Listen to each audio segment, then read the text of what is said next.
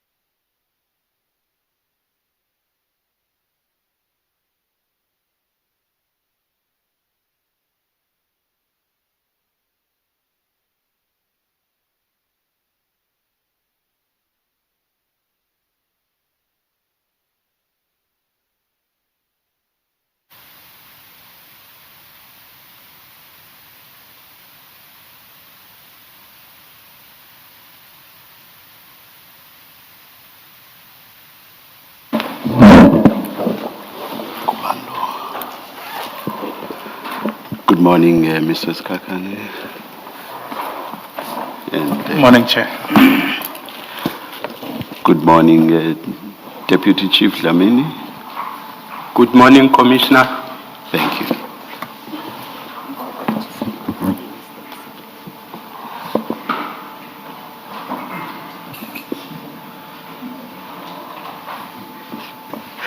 Good morning, Mr. Msigidi. Good morning, Chair. Good morning, Commissioners. Yes. I was saying I usually greet the lead. Indeed so, Chair. Thank you. Yes, Mrs. Kakane. Chair, Advocate Musikidi. Yes. Nkosi, you can't blame me. Only on the 27th, of March, it was my birthday, so I'm a year older. Sorry. Thank you, Chair. Can I place it on record that it was Not- Commissioner Baloy's birthday yesterday?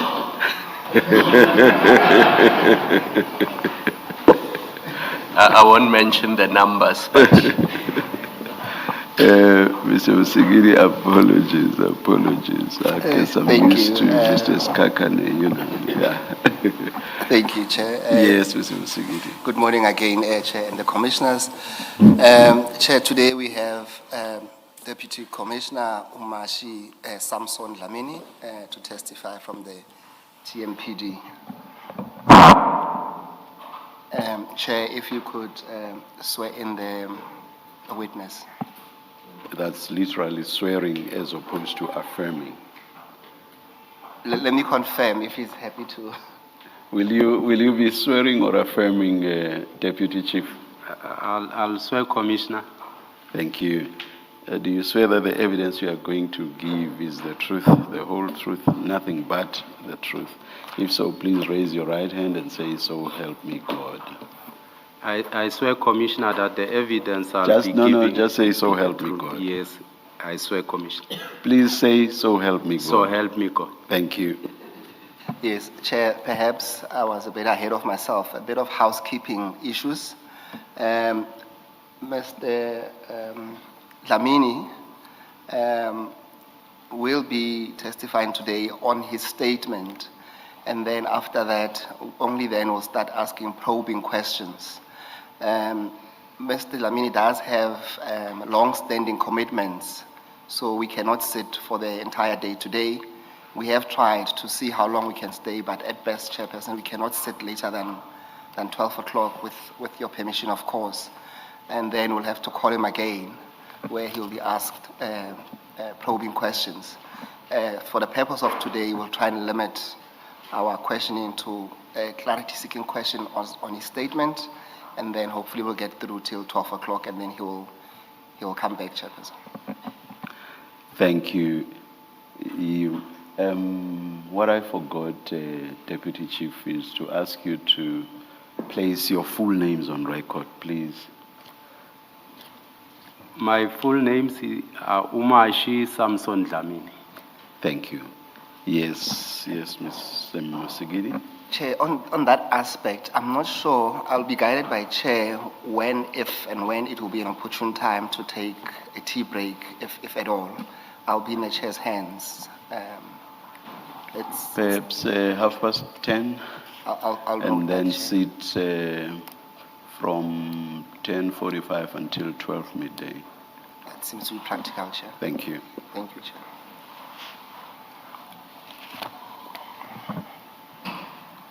And lastly, Chair, Commissioner has submitted a statement which is in two parts, and Chair will see that from the layout of the statement, it's aligned with the questions that he received from the Commission, and we'll try and guide him through those questions as he answers as part of his statement. Commissioner Dlamini, can you then confirm that in front of you, you should have a file with your statement inside? If you open the very first page, it will say Statement of Umashi Samson Dlamini. Can you confirm that? Yes, I can confirm it. Yes. And then if you flip over, you'll see it will say page 1, and then it will say page 2. Yes. Do you see that?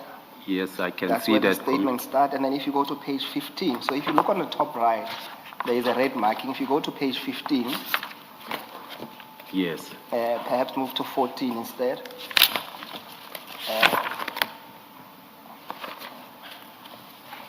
So that will be the end of that statement. Do you confirm that this is your statement? Yes, I confirm. And do you stand by the contents thereof? Yes, I stand by the content of the statement. And lastly, on very page 2, if you go again in front of the statement, there is a signature there.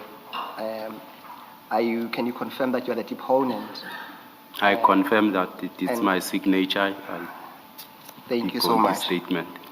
Thank you then. Can you again then, Commissioner, for the record, for the purpose of this statement, put your full names on record and then start reading through from paragraph 1 of that statement, Commissioner.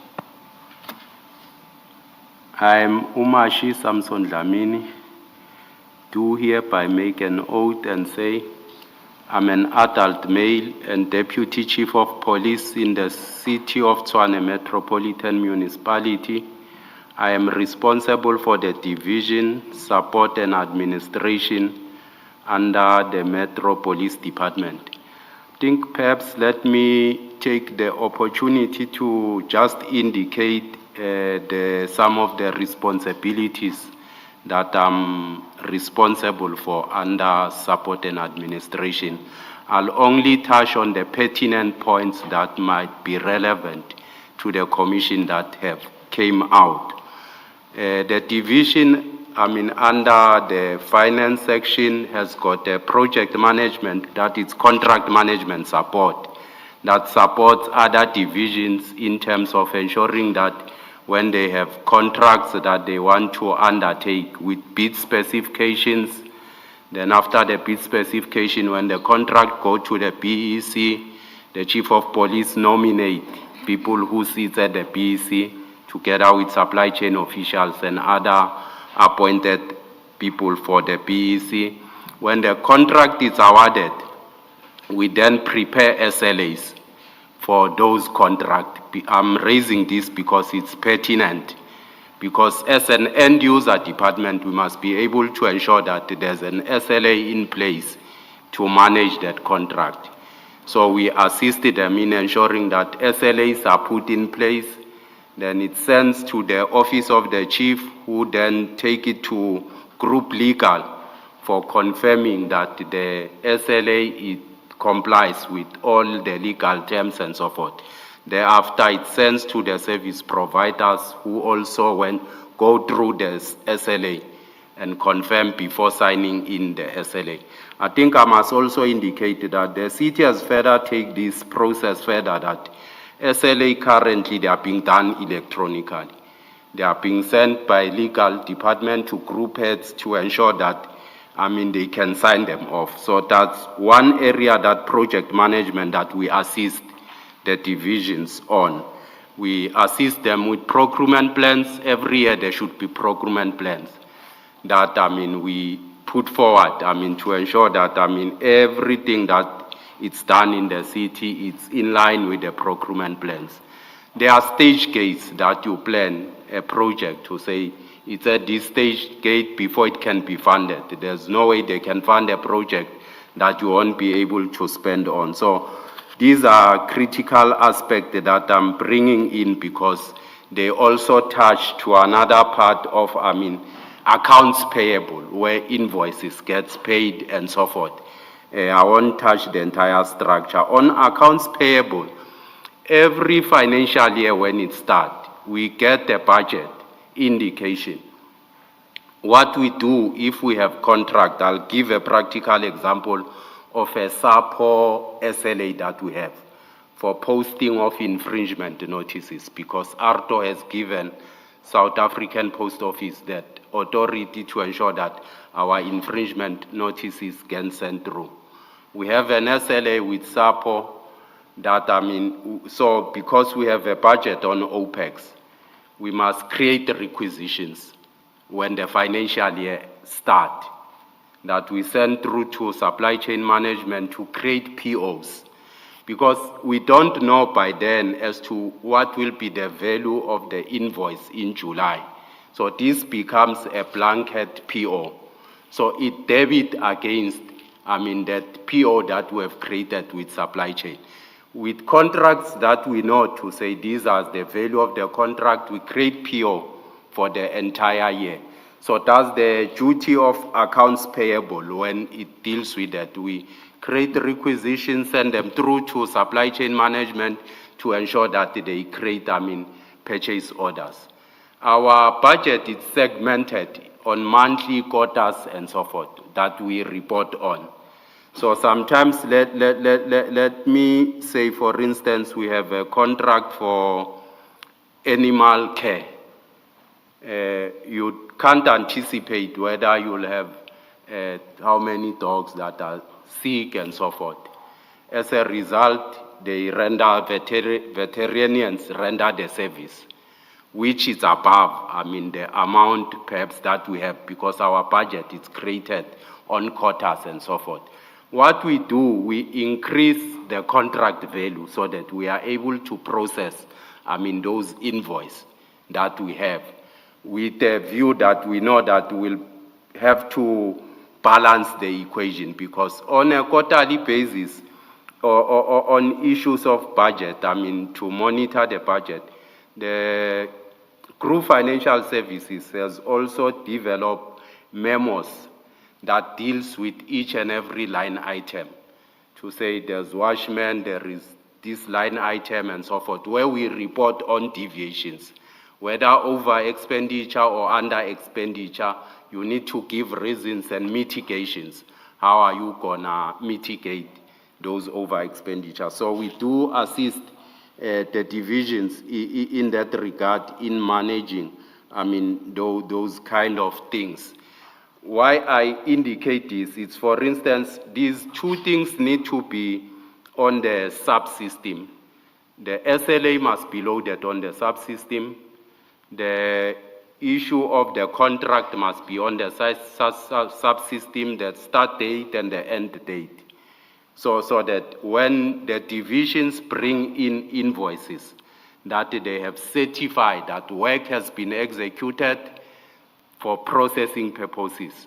We must be able to load that invoice so that supply chain will create a purchase order for that service. Then it comes back to the department for payment. In this instance, it comes to the director mass, who's the cost center owner, to ensure that payment get released. So I'm just highlighting because these are issues that came out of the commission. These pertinent matters that have came out to say what are the responsibilities that I have. I'm also, I think, responsible also for issue of ensuring that on a quarterly basis, there are SDPIPs, Service Delivery Budget and Implementation Plan report that we must develop. SDPIP report covers issues like your targets, your milestone, what you have achieved, because these are things that we are measured on. We set targets and milestones every year. So we must report on a quarterly basis. It also includes, the budget report. How much have we spent? Where are the shortcomings? If they are under performance or over expenditure, how is it gonna be mitigated in that regard? So it's covered in the SDPIP, report. So much as I indicated on the deviation report that the finance department has done, are also responsible for, ensuring that, HR related matters, issues of, recruitment and so forth. But that I'll outline is the director mass who deals with that. Issues of grievances within the department, because he was delegated to ensure that he attend to grievances on behalf of the chief of police. And yes, we monitor these things. For instance, the city has got a policy to say invoices shouldn't stay for more than 30 days because there was a tendency of invoices lying somewhere while, the people are punishing either service providers or either we are engaging them to say, I can process this invoice and so forth. So there's a 30-day strict period to ensure that invoices get submitted, and they are being monitored through forums. There's what we call UIFW, unauthorized, irregular, fruitless expenditure meetings that are taking place, where we report on invoices, outstanding payment, and so forth.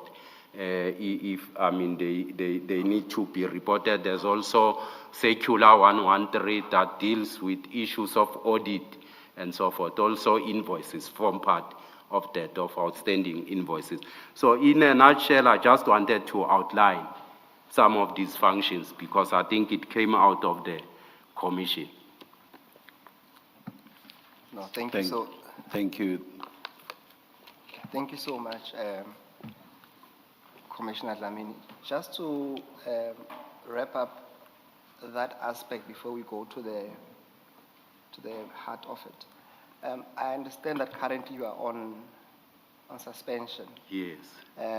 Something that we'll deal with later on. But what I need to understand, just your thought process, because what we came to understand is that you actually volunteered to be Yes. put on suspension. We will go to the reasons contained in your notice. Can you just give us an idea or the thought process as to why you volunteered to be put on suspension, which is quite unusual?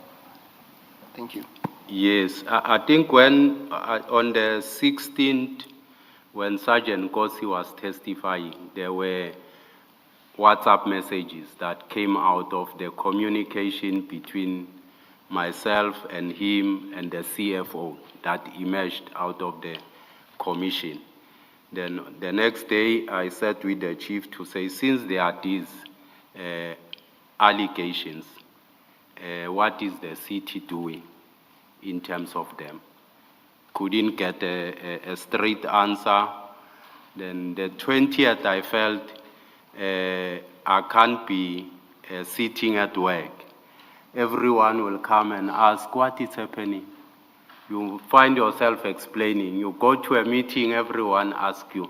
Then I felt it might be good for me to request to be placed on precautionary suspension, perhaps up until either I get an opportunity to address some of those, matters.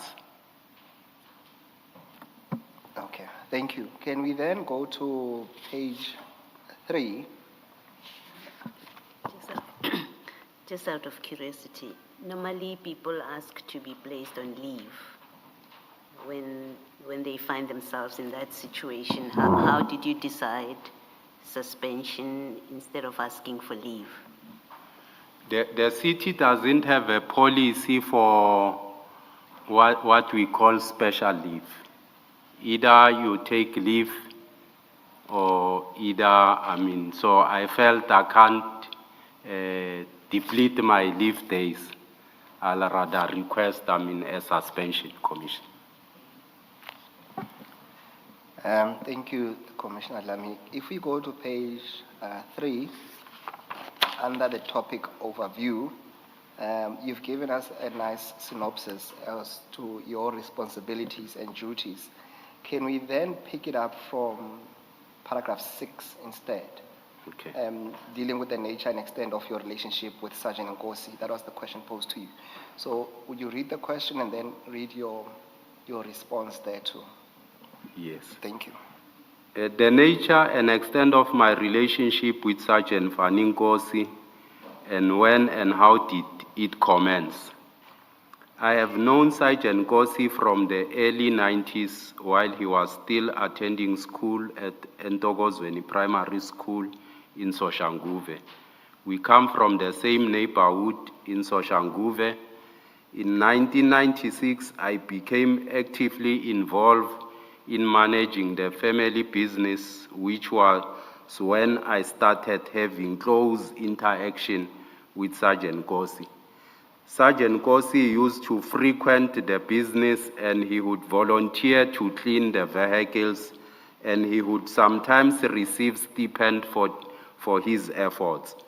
Our relationship has grown since. I regard him as a family friend to the extent that our families chose me to lead a delegation that was sent to negotiate his lobola, which culminated in marriage. As indicated, in paragraph 7 above, our relationship remained that of brother to a point where when he faces life challenges, he is comfortable to engage with me on personal level, including marital advice as and when he encounters challenges.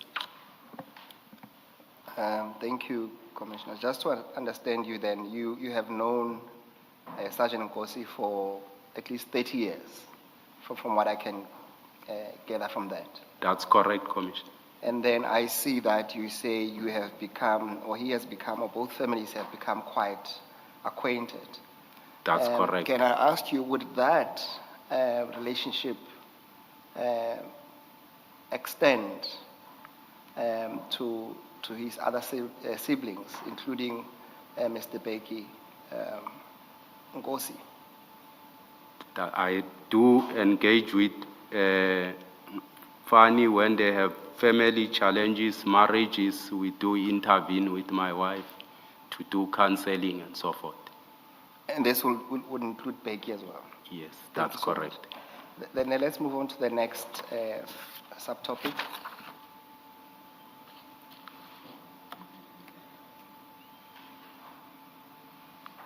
Explain the frequency or number of instances of my meetings and exchanges with Sergeant Nkosi and the purpose of such meetings or interaction. Also indicate whether I have discussed or informed Sergeant Nkosi of any matter relating to the City of Tshwane and Tshwane Metropolitan Police Department. If I have done so, to explain what the legitimate basis, if any, was for so doing. My communication with Sergeant Nkosi is frequent and flows naturally as it will be between the brothers. It is impossible to keep records of how many times we have engaged on any particular topic. Our discussion encompasses many aspects, not limited to a particular matter. The recent discussion, among others, were when he came to me and requested assistance in completing a tender document for his younger brother.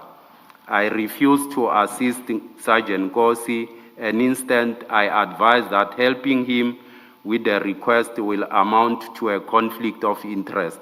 I referred Sergeant Nkosi to Nico Matobela for assistance.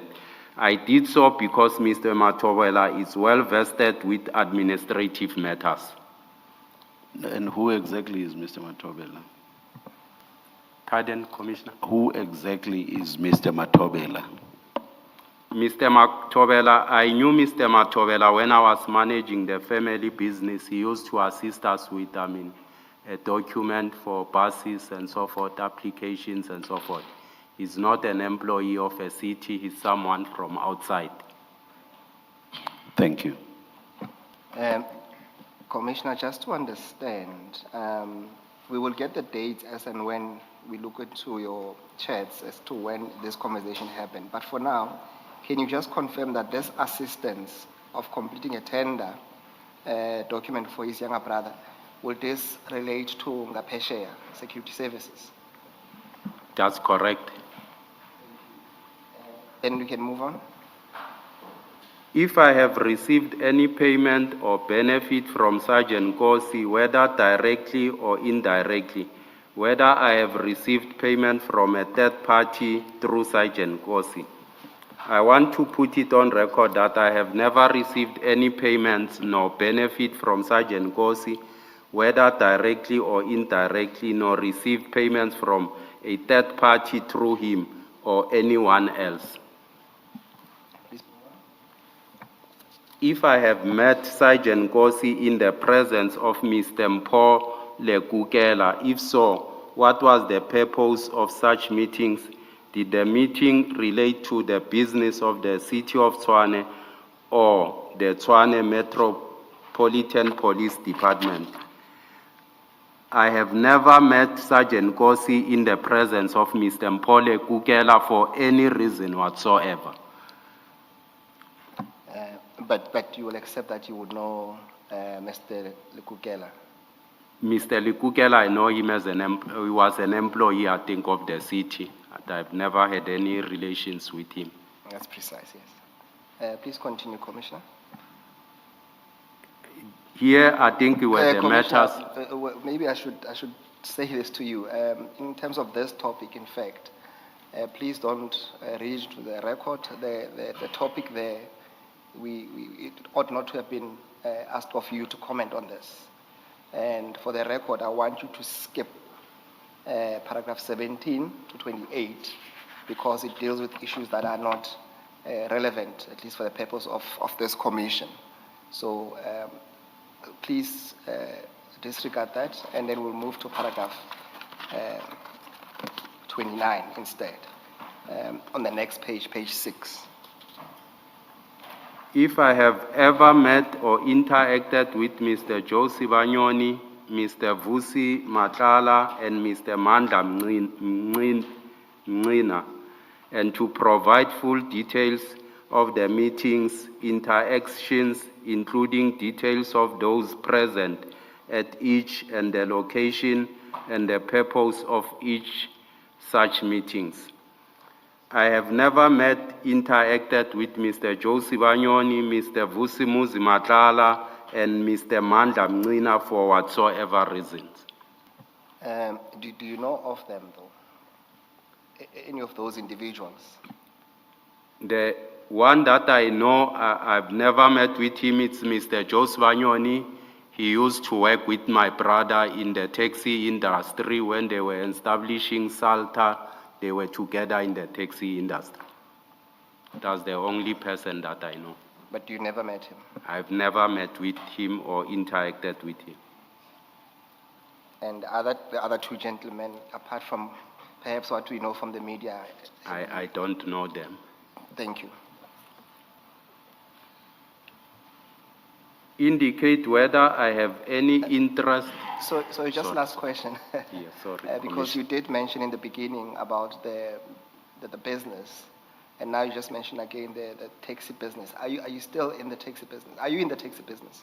It's the family that is in the taxi business. So It's the a family is family still- business. Thank you. We can proceed. Indicate whether I have any interest in or relationship with any of the following companies or close cooperation, whether directly or indirectly, or any other shareholders and directors. Kubis 85 Solution, I don't have any interest or relationship, whether directly or indirectly, with any of their shareholders or directors. Ngapesheya Construction and Project, I don't have any interest in the company directly or indirectly. However, I know Nkosi as a younger brother to Sergeant Nkosi. Triotic Protection Services, I don't have any interest in the company or relationship directly or indirectly. 2Corp Insecurity Services, I don't have any interest in the company or relationship directly or indirectly.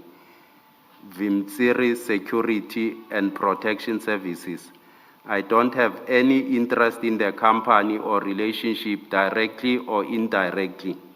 El Shaddai Security Services, I don't have any interest in the company or relationship directly or indirectly.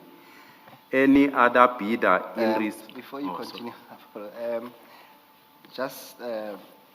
I just want us to get some clarity on three companies. Let's start with Ngapesheya.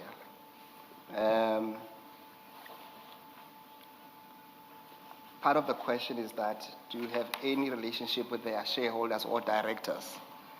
And perhaps extend to employees by virtue.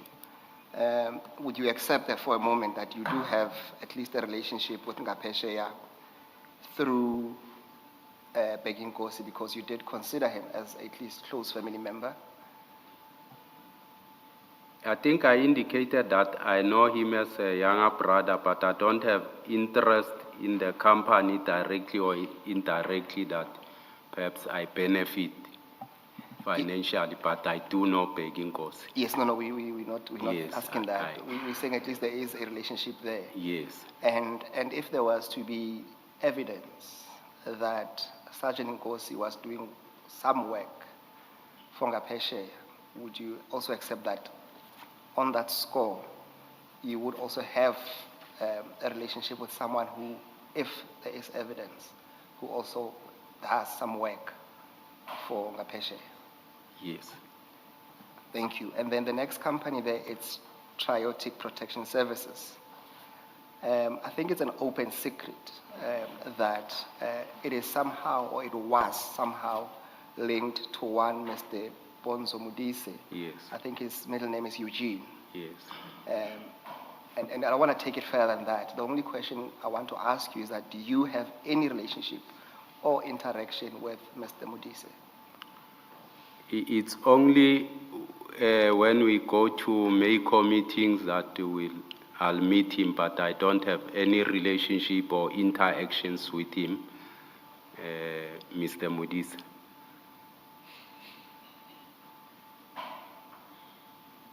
Okay, thank you. And then the last company there would be, that I want us to discuss, would be the very last one, Al Shaddai Security Services. You have testified that you don't know any, you don't have any relationships. Yes. Would that extend to the employees of Al Shaddai Yes. and former employees? Yes. Okay. Then can we move to the next topic? Before we move, can you just expand on 31.1, Commissioner? Good morning. Because all you say there is you have no interest in the company directly or indirectly. However, I know Nkosi as a younger brother of Sergeant Nkosi. So what does that have to do with Ngapesheya? Did you know that Mr. Nkosi is the owner or has interest in Ngapesheya? Yes, Commissioner. Sergeant Nkosi approached me to assist him, as I indicated earlier on, Assist with what? with tender document. For Ngapesheya? Yes. And he told you that it's his brother's company? Yes. Thank you, Commissioner Kumalo. Commissioner Dlamini, we can then move on, pick it up from the very last topic on page 8. Okay. Any other bidder in respect of tender TMPD 02 2016-17, TMPD 01 24-25, and TMPD 03 24-25. I don't have any interest or relationship, whether directly or indirectly, with any other bidder in respect of tender TMPD 02 26-17, TMPD 1 24-25, and TMPD 3 24-25. Okay, please move on. In relation to the above, to provide full details of the following: whether I have had any interaction with the shareholders, members or directors of Gubi's 85 Solution Pty, and any other bidder. If so, provide details including the names of such person, the dates, place and purpose of such meetings or interactions. The interactions I had with Director of Gubi's 85 was when Mr. Kane Mpofu of Supply Chain Management invited me to a meeting at his office. However, I cannot recall the date of the meeting, but it was around March 2025. The meeting was attended between Mr. Madlanga and Mr. Kwadi of Gubi's 85 Solution and Mr. Mpofu and myself. The meeting was called because Mr. Madlanga raised concern with outstanding payments relating to his company.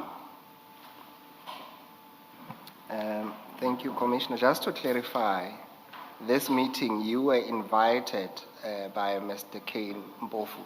That's correct. And then your answer to the question is that you've never set up or had any contact with anyone from Gubi's to set up a meeting. That's correct, Commissioner. Deputy Commissioner, we've come to know that there's a difference between services that were, the regular services that were provided and ad hoc services, Yes. all arising from the same tender contract. Yes. This meeting and issues about payment, Yes. what did it relate to, the delayed payments? Was it ad hoc services or the regular contract services? It was on ad hoc services, Commissioner, that we attended on March. I think it will be explained later on.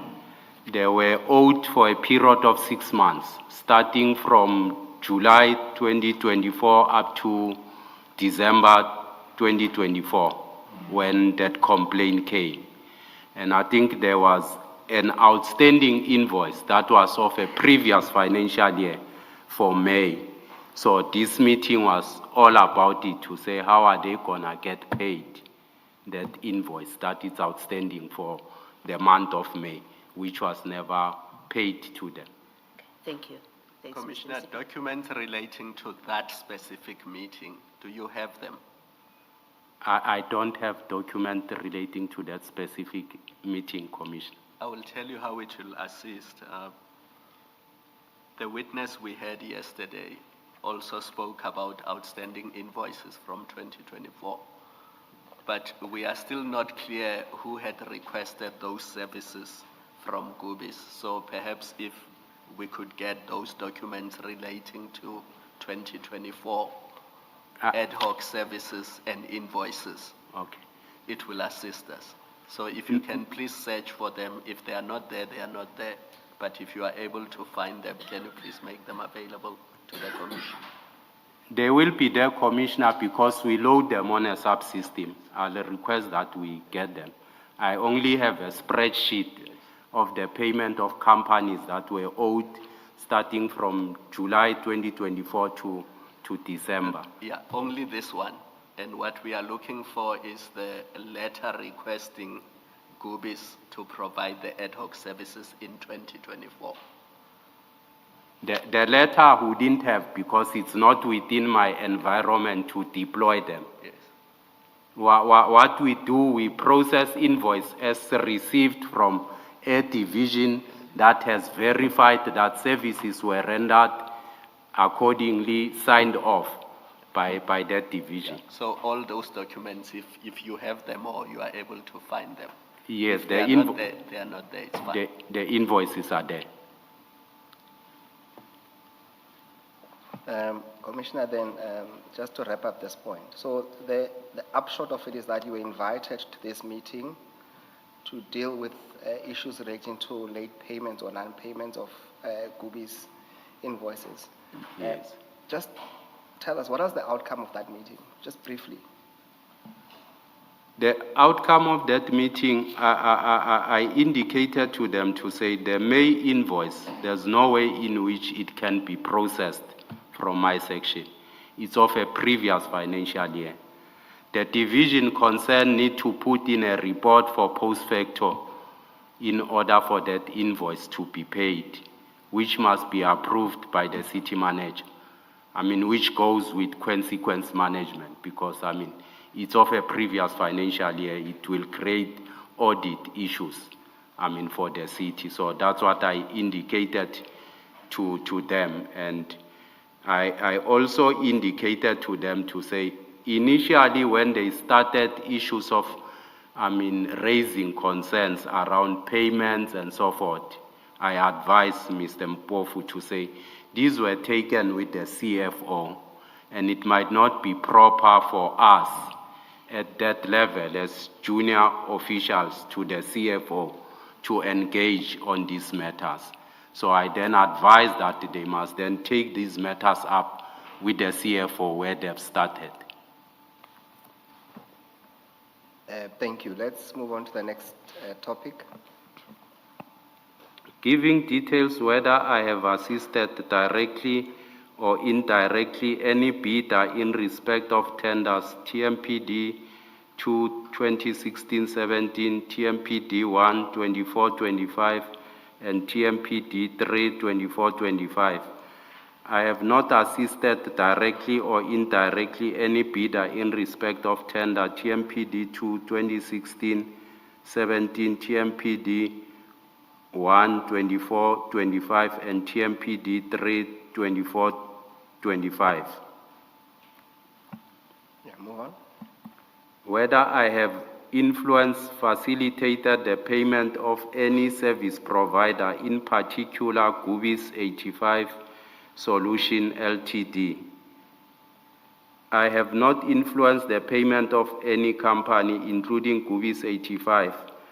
I attach herein the source of the complaint, which is reflected in the trail of emails from February 25, marked as Annexure F. My involvement in the case of Gubis 85 Solution and others came later following the request by the CFO concerning the outstanding invoices, which were due for a period of 6 months. See Annexure G, the spreadsheet of those invoices.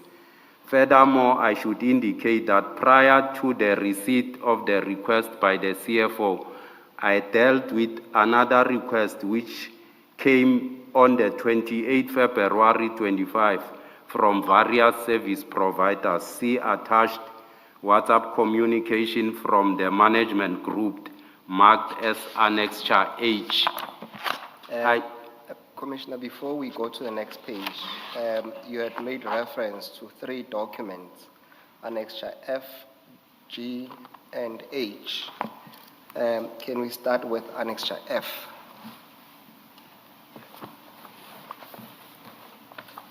You will see that it says, it's on page 145.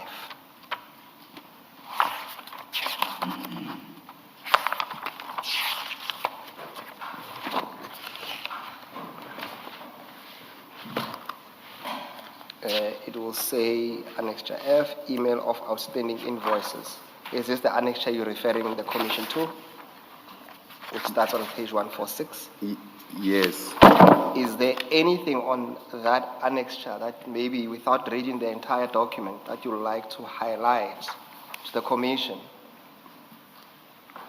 Yes, I want to indicate that this is the complaint that I think came through. I think the annexures might have been put. Otherwise, I'm not sure if this is the correct annexure because the annexure that dealt with this matter emanate as far as February the 7th. I'm not sure on my file where the company was complaining, and in any of their complaint, I think I was not, included nor CC'd in any of the complaint that they've been raising and so forth. So I think the annexures might, Perhaps let's do this. I have gone through your statement. I know you make reference to the email of the 7th of February, but I have not seen it. The email there that's referred to on Annexure F, it's an email that was sent in March. So what we can do, Commissioner? Perhaps what we can do is that annexure is not here. Perhaps when you come back, let's put a note so that you can bring that email. Because the reference there, it's a different conversation on a different date. Do you accept that at least? I accept. I have it in my file. It might have been. Yes. No, I've also looked for it. I could not locate it. Yes. And then there's Annexure G that appears on page 149. And it will say outstanding invoices, list of companies. I don't invite you to read those companies, but is there anything specific that you want to draw the Commission's attention to on that list? It's a very long list.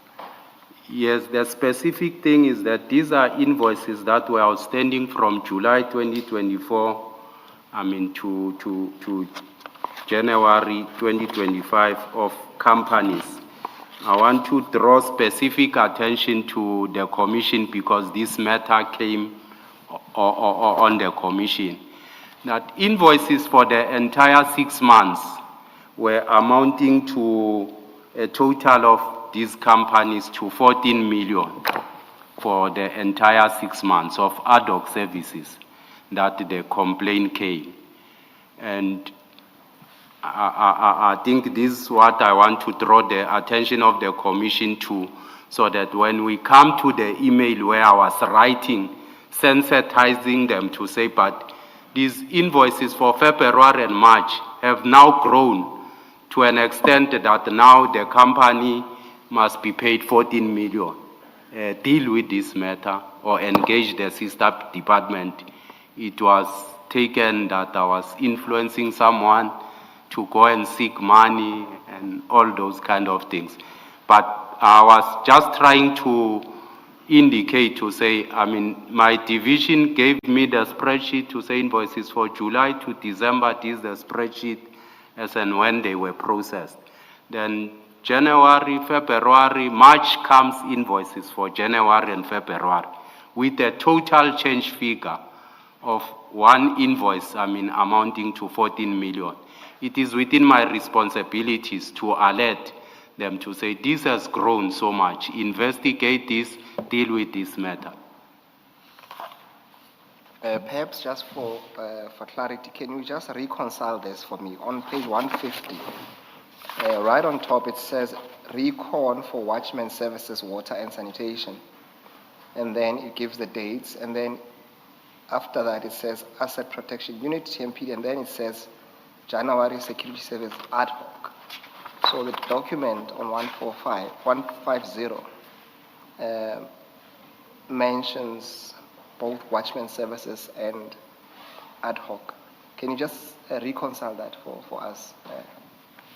Yes, these Deputy were Commissioner. ad hoc services that were deployed by the Division Assets and Protection for 3 companies, Triotic Protection Services, Mogalagadi Security Services, which for 2 companies it amounted to Yes, so 2.8. what I just need clarity on, Commissioner, Deputy Commissioner?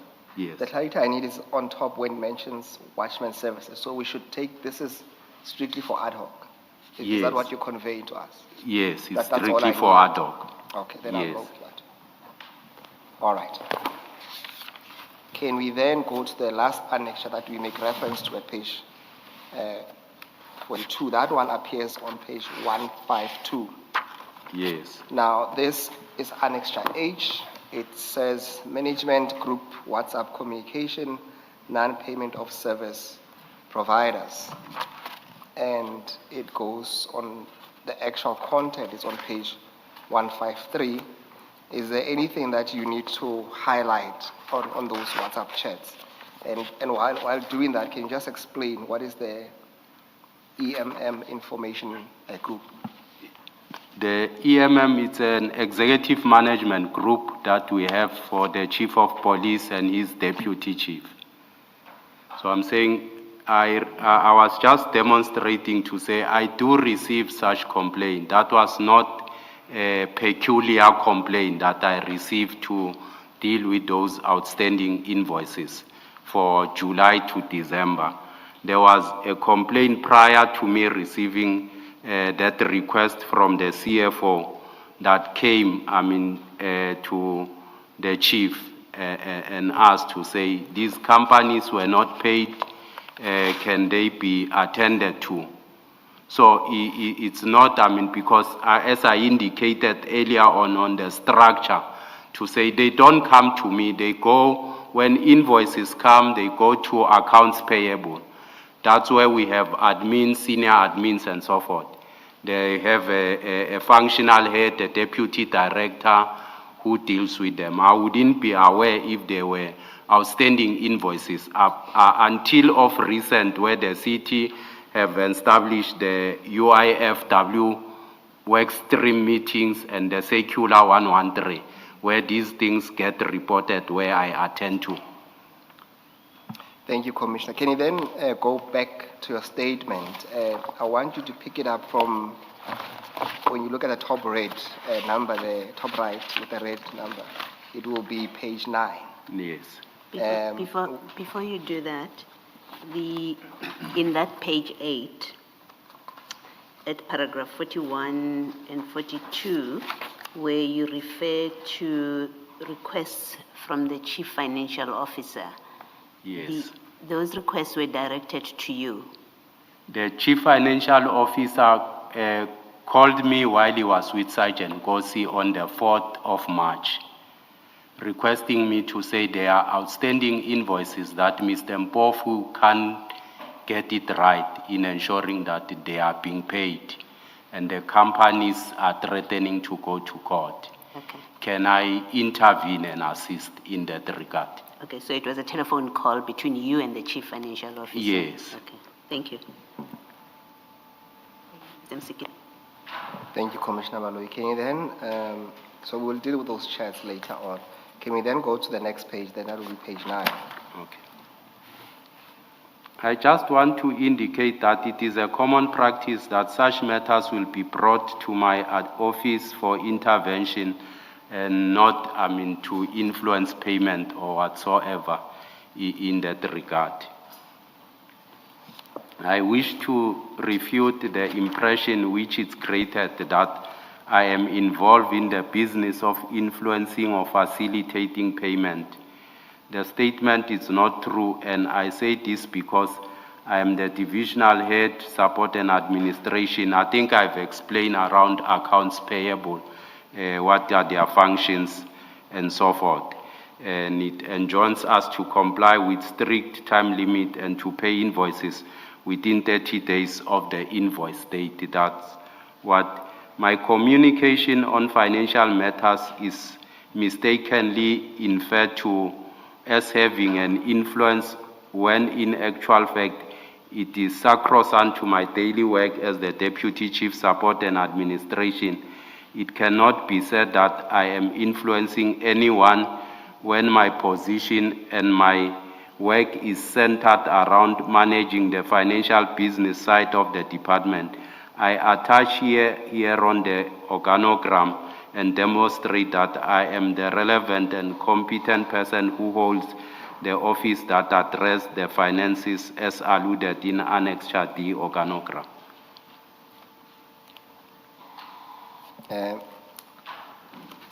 Deputy Commissioner, you make reference to that Annex I. Do you want to say anything about that TMPD organogram, or can we pass? We it can appears pass. on 155. We can pass, Commissioner. I think I've indicated the most pertinent matters around finance, accounts payable, the contract management, and so forth, so that when we come to those things, I can explain them. Okay, maybe then before you move on, Commissioner, the very first sentence on paragraph 43, would it not be correct, though, to say that you are involved in the business of facilitating payments in one way or the other as part of your duties? I am involved, Commissioner, but I'm not influencing this person. I only come as an intervention when there are complaints that are raised through to my office. So at least on that sentence, can we then divorce influencing and keep facilitating? Are you happy with that? Yes. Thank you. Can I just to clarify my confusion? So you say you get involved because the CFO calls you. Yes. About this, and that's how you become involved. Yes. Can you then just explain the annexures, how then they come into the picture? The annexures in 146, I think that's annexure F, and then you've given us G, you've also given us H.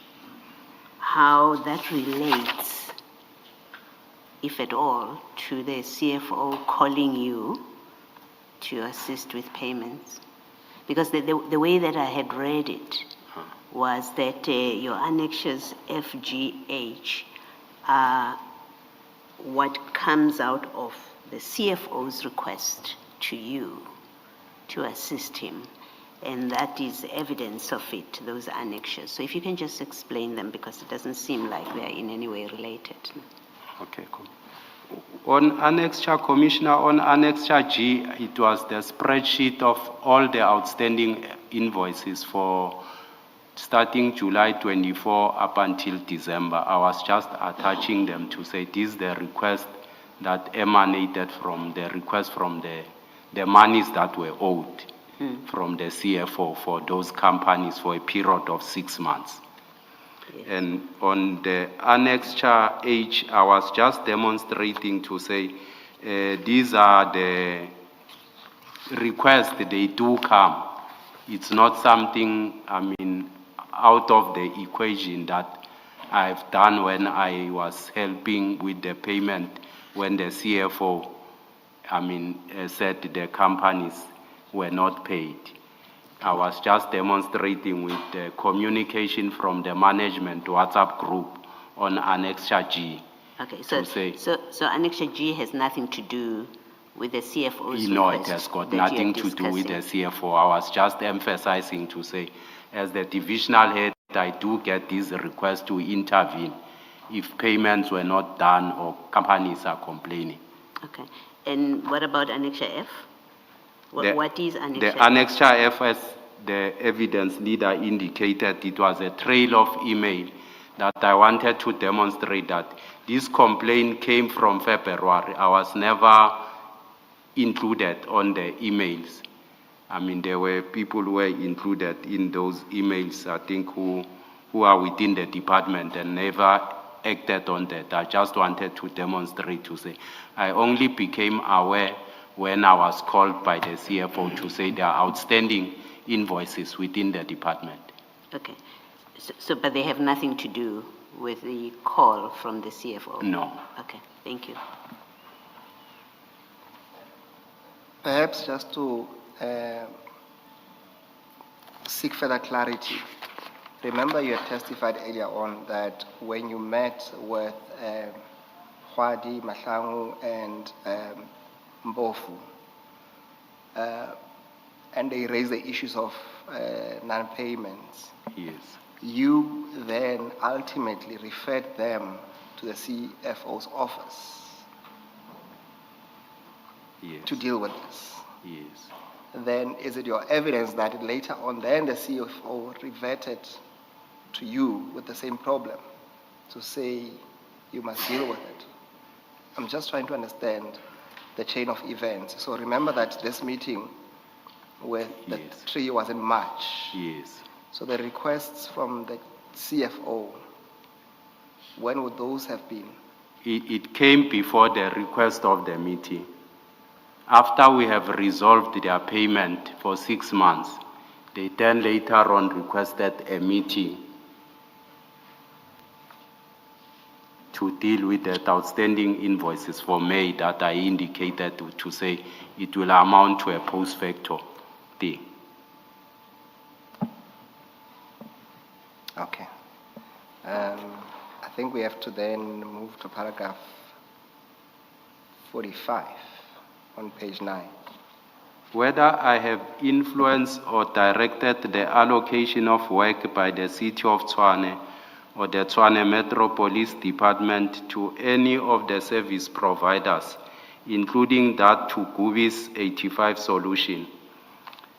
My subordinate section in the Support and Administration Division include Administration Bureau, Policing Logistics Support, Internal Affairs, Management Administration Support, and Ceremonial and Employee Wellness. As I attached there, the security falls under Deputy Chief Assets Protection and Security Services. The deployment of security guards to various sites is the responsibility of the Deputy Chief concerned. I could have not influenced or directed the allocation of work to any service provider. Otherwise, the statement suggests that I had swayed the Deputy Chief APS or his subordinates to bend the rules, and I deny the narrative is incorrect. Deputy Chief, Yes. it seems to me that you are answering this question on the assumption that everything would have been happening the way it should. I think the subtext of what's being addressed here or asked here is, or rather concerns impropriety. So can you answer the question in the context of that? Because somebody acting improperly would exactly have wanted to do things in a manner that would not come to the attention of, for example, in this instance, the Deputy Chief APSS. Thanks, Now you are talking as if everything was going the way it should. Maybe it was, but the subtext is that it was not. So can you answer the question in that context? Thanks, Commissioner. It does happen, as I'm saying. There's no way I will give an instruction to someone who's not my subordinate to do anything. For instance, yes, there were things that protecting Piri will deal with that. I've never worked with Piri. I don't know him, which intake does he belongs to. I can't, even if I could have met him, I couldn't point to say this is Piri or whatsoever the case it might be. Things, commissioners, are happening as per structure in terms of, deployment and so forth. Yes, there are anomalies that happened, but I have never influenced, the deployment of any other, security company or any other person within the department. Thank you. Let's take the adjournment and resume at 5 to 11. Let's adjourn.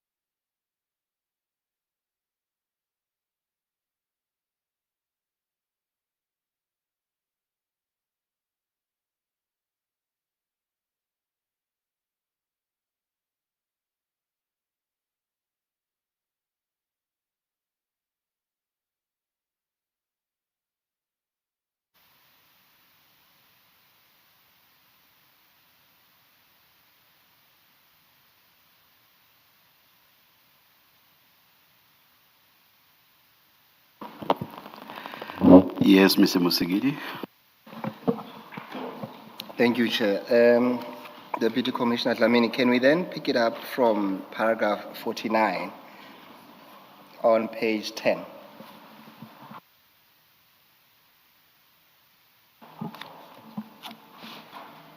Explain my involvement in the payment of GUBI's 85 solution, in particular in respect of ad hoc security services, in respect of tender TMPD 2 2016-17. I was requested by the CFO to assist in resolving outstanding payment of GUBI's 85 and the others. I then inquired within my section and discovered that indeed there were outstanding invoices for a period of 6 months. The outstanding payment were not only GUBI's 85, it included other service providers which were also not paid. Annexure G, Annexure F emails of ad hoc that I've attached.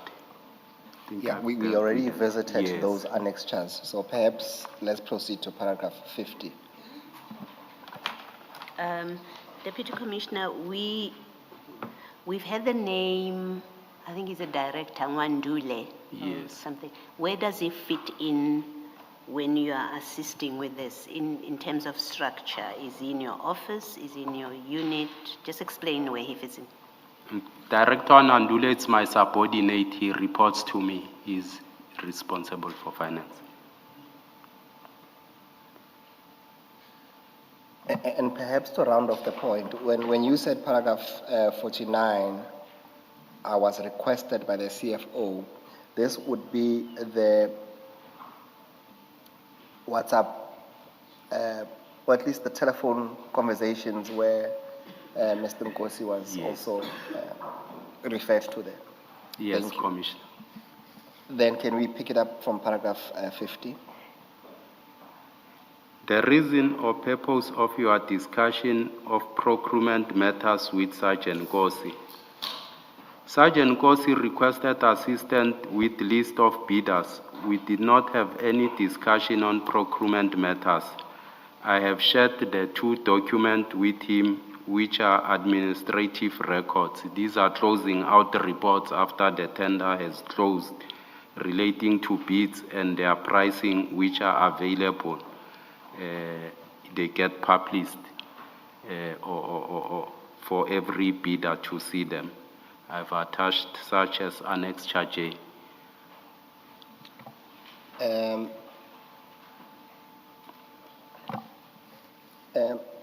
Just to understand, Deputy Commissioner Dlamini, you earlier testified, I think at paragraph 13 of your statement, that Sergeant Nkosi approached you with what we at least agreed to a tender process where Ngapesheya wanted to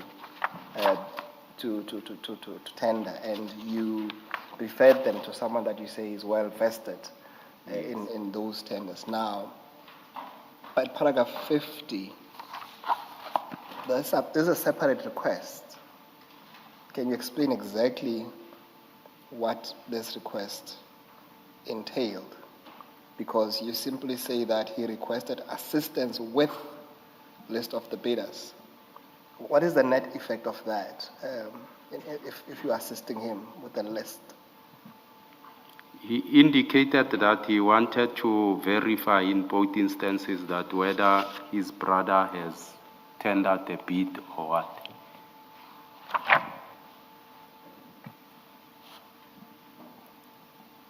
So for now, we can say at least he is advancing the interest of Ngapesheya. Yes. Is that correct? Commissioner. Is that correct, Commissioner?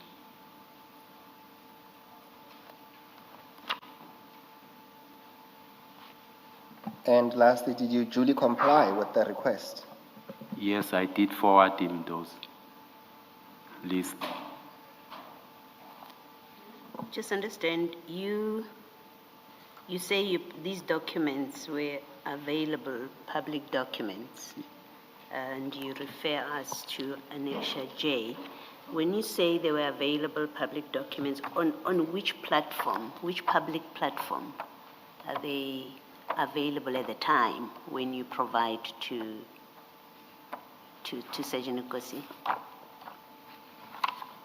They usually publish them, Commissioner, on e-tender for Tshwane. So they close out the report, they put them there because when the tender closes, any bidder can request the pricing of those bidders and so forth. But due to administration, sometimes delay of a lot of tenders, it gets done later on. Okay. And that closing that you're referring to, that is before, you say it's a close-up report or something, closing report? It's close out the report, yes. So This is before the BEC and BAC processes it's before have the happened. BEC and the BAC processes take place. Okay, all right. So if anyone went onto the website, they would find, after the closing date, Yes. they would find this document that you have attached as Annexure J. Is that Yes. what you're saying? Yes, correct, Commissioner. Right, thank you.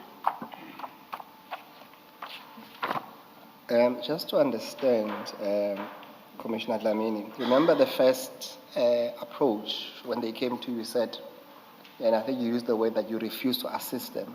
Yes. Now, with the benefit of hindsight, when this request came from Sergeant Nkosi, would it not have been prudent for someone who has outright refused to get involved to say to him, either one, speak to Beggy, who is a director or owner, to use the word loosely, of Ngapesheya, or to simply direct him to where he can obtain this information?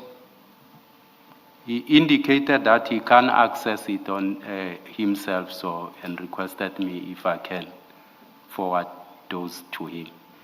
So it was not in assisting with the tender or anything, because I knew these are public documents that are there.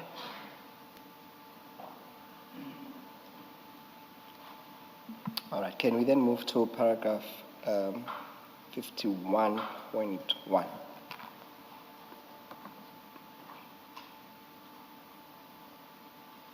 Whether I have discussed payment and allocation of work to Gubi's 85 solution with Sergeant Nkosi or any other person who are not employees of City of Tshwane and the Tshwane Metro Police Department. I have never discussed any payment with Sergeant Nkosi. I only responded to the CFO inquiries which were made through Sergeant Nkosi.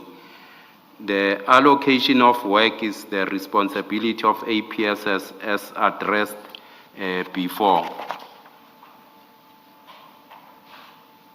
So I was just responding to the CFO because he made inquiries through Sergeant Nkosi after he spoke to me.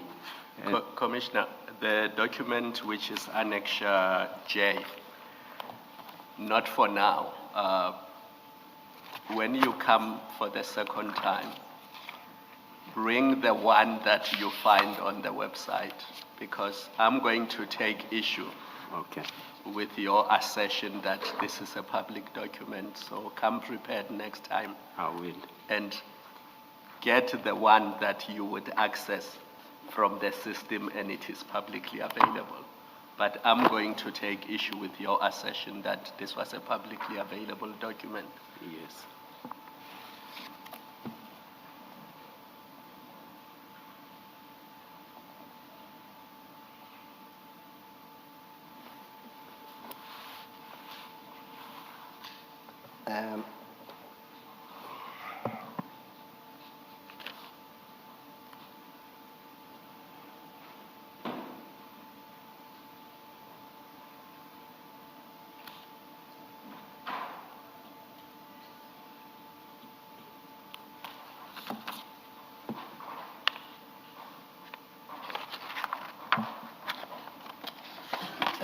Commissioner Dlamini, can you just explain what do you mean when you respond to this question, when you say, I only responded?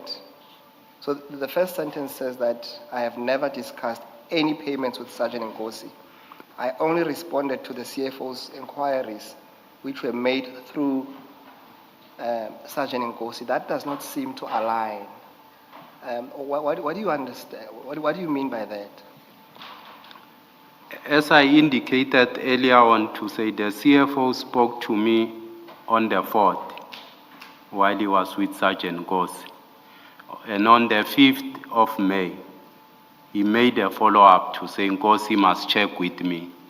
How far am I with addressing the outstanding payment? And that's when I responded through that message to Sergeant Nkosi for the knowledge of the CFO, because I did not have any contact of the CFO. What is the plausible reason why you could not at least do it directly with the CFO, this communication? I never had the CFO's contact details. I took it out of that he's inquiring through Nkosi. I know Nkosi, I trusted him, then I responded to Nkosi to give the message to the CFO. And you could have still asked for the CFO's numbers so that you confined the matters affecting the city of Tshwane within the employees that are within the city of Tshwane. Would that be a fair statement to make to you? It's a fair statement. It never came to me by then.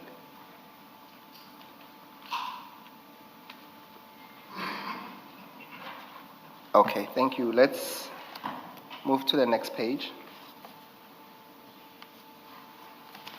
which is page 11. Whether you have any relationship directly or indirectly with Mr. Calvin Madlanga or have met him. I don't have any relationship directly or indirectly with Mr. Calvin Madlanga, and I only met him once in a meeting with Mr. Mpofu. Okay, please proceed. Whether I shared any information relating to tenders TMPD 2 2016-17, TMPD 1 24-25, and TMPD 3 24-25 with Sergeant Nkosi and any other person, including the bidders, outside of the city of Tshwane. I have not shared any information with any other person outside the city of Tshwane, except instances illustrated in paragraph 50 of those requests from Sergeant Nkosi.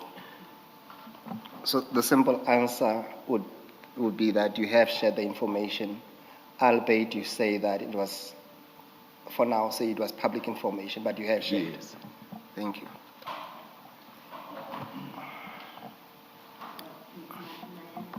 Sorry, it's not just, you say you've shared that public information. Yes, Commissioner. But you also say, I understand you to be saying that you have shared information with Sergeant Nkosi, but it was intended for the CFO. Because that must be so. You have City of Tshwane information that you say is intended for the CFO, but it goes to Sergeant Nkosi. So there was sharing of information with an outsider. For the reason that you give a reason why it went to Nkosi, but Nkosi is not in Tshwane, so. Yes, the CFO inquired through Nkosi. I just passed the message through Nkosi to the CFO. I think what I'm trying to get to, without creating or expecting it to be a debate, is that you were providing information to Nkosi. You have an explanation, you give an explanation. You say, in fact, that information was for the CFO. Yes. But it was given to Nkosi, who is external to Tshwane. I just wanted to be clear about that. Because that will be a subject of debate with you when you come back. I just wanted it to maybe let me rephrase it this way, that my discussion with you will be that you did share information with an outsider. Your answer is, well, it was meant for the CFO. That's what I will be debating with you. It's noted, Commissioner. Perhaps with that in mind, when you come back, something to ponder about, Commissioner Dlamini.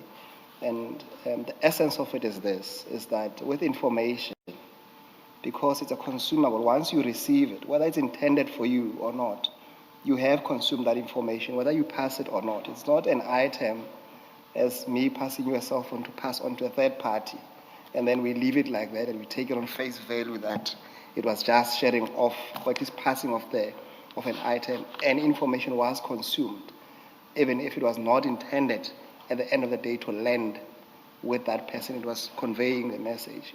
So think about what I'm saying to you. Then when you come back, as Commissioner Baloyi said, it is something that we can debate on. Okay. Thank you. While we're there, can we then move on to the next paragraph?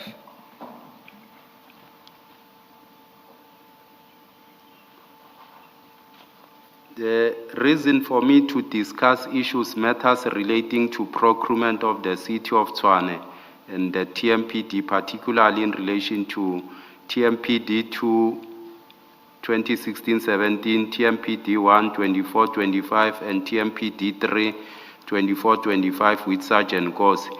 Also provide reason for providing Sergeant Nkosi with the names of companies or bidders for the city of Tshwane and the Tshwane Metro Police Department. I think it's the same as the one that we dealt with. Yes, I think you are quite right. I mean, I think we just said, look, these answers are untenable for now. Yes. Go and think about them again. Yes. Let's move on then to the next paragraph. Giving details whether I assisted directly or indirectly any bidder in respect of tenders, TMPD 2 2016-17, TMPD 1 24-25, and TMPD 3 24-25 during the procurement stage or process. I have not assisted directly or indirectly any bidder during the procurement stage processes.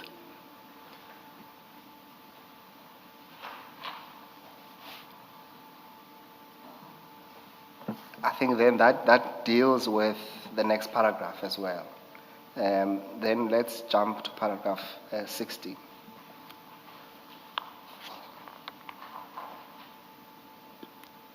Explain your relationship with Mr. Garrett Mnisi beyond that of fellow employees of the city of Tshwane. The explanation must include any personal relationship, common interest, whether of a business or other nature, the nature and extent of such a relationship or common interest, and when such a relationship or common interest commenced. Mr. Mnisi is my colleague who holds the position of the CFO in the city of Tshwane. I do not have any personal relationship or business relationship. The relationship I have with the CFO, it's a professional relationship and does not extend beyond that point. Okay, thank you. Proceed.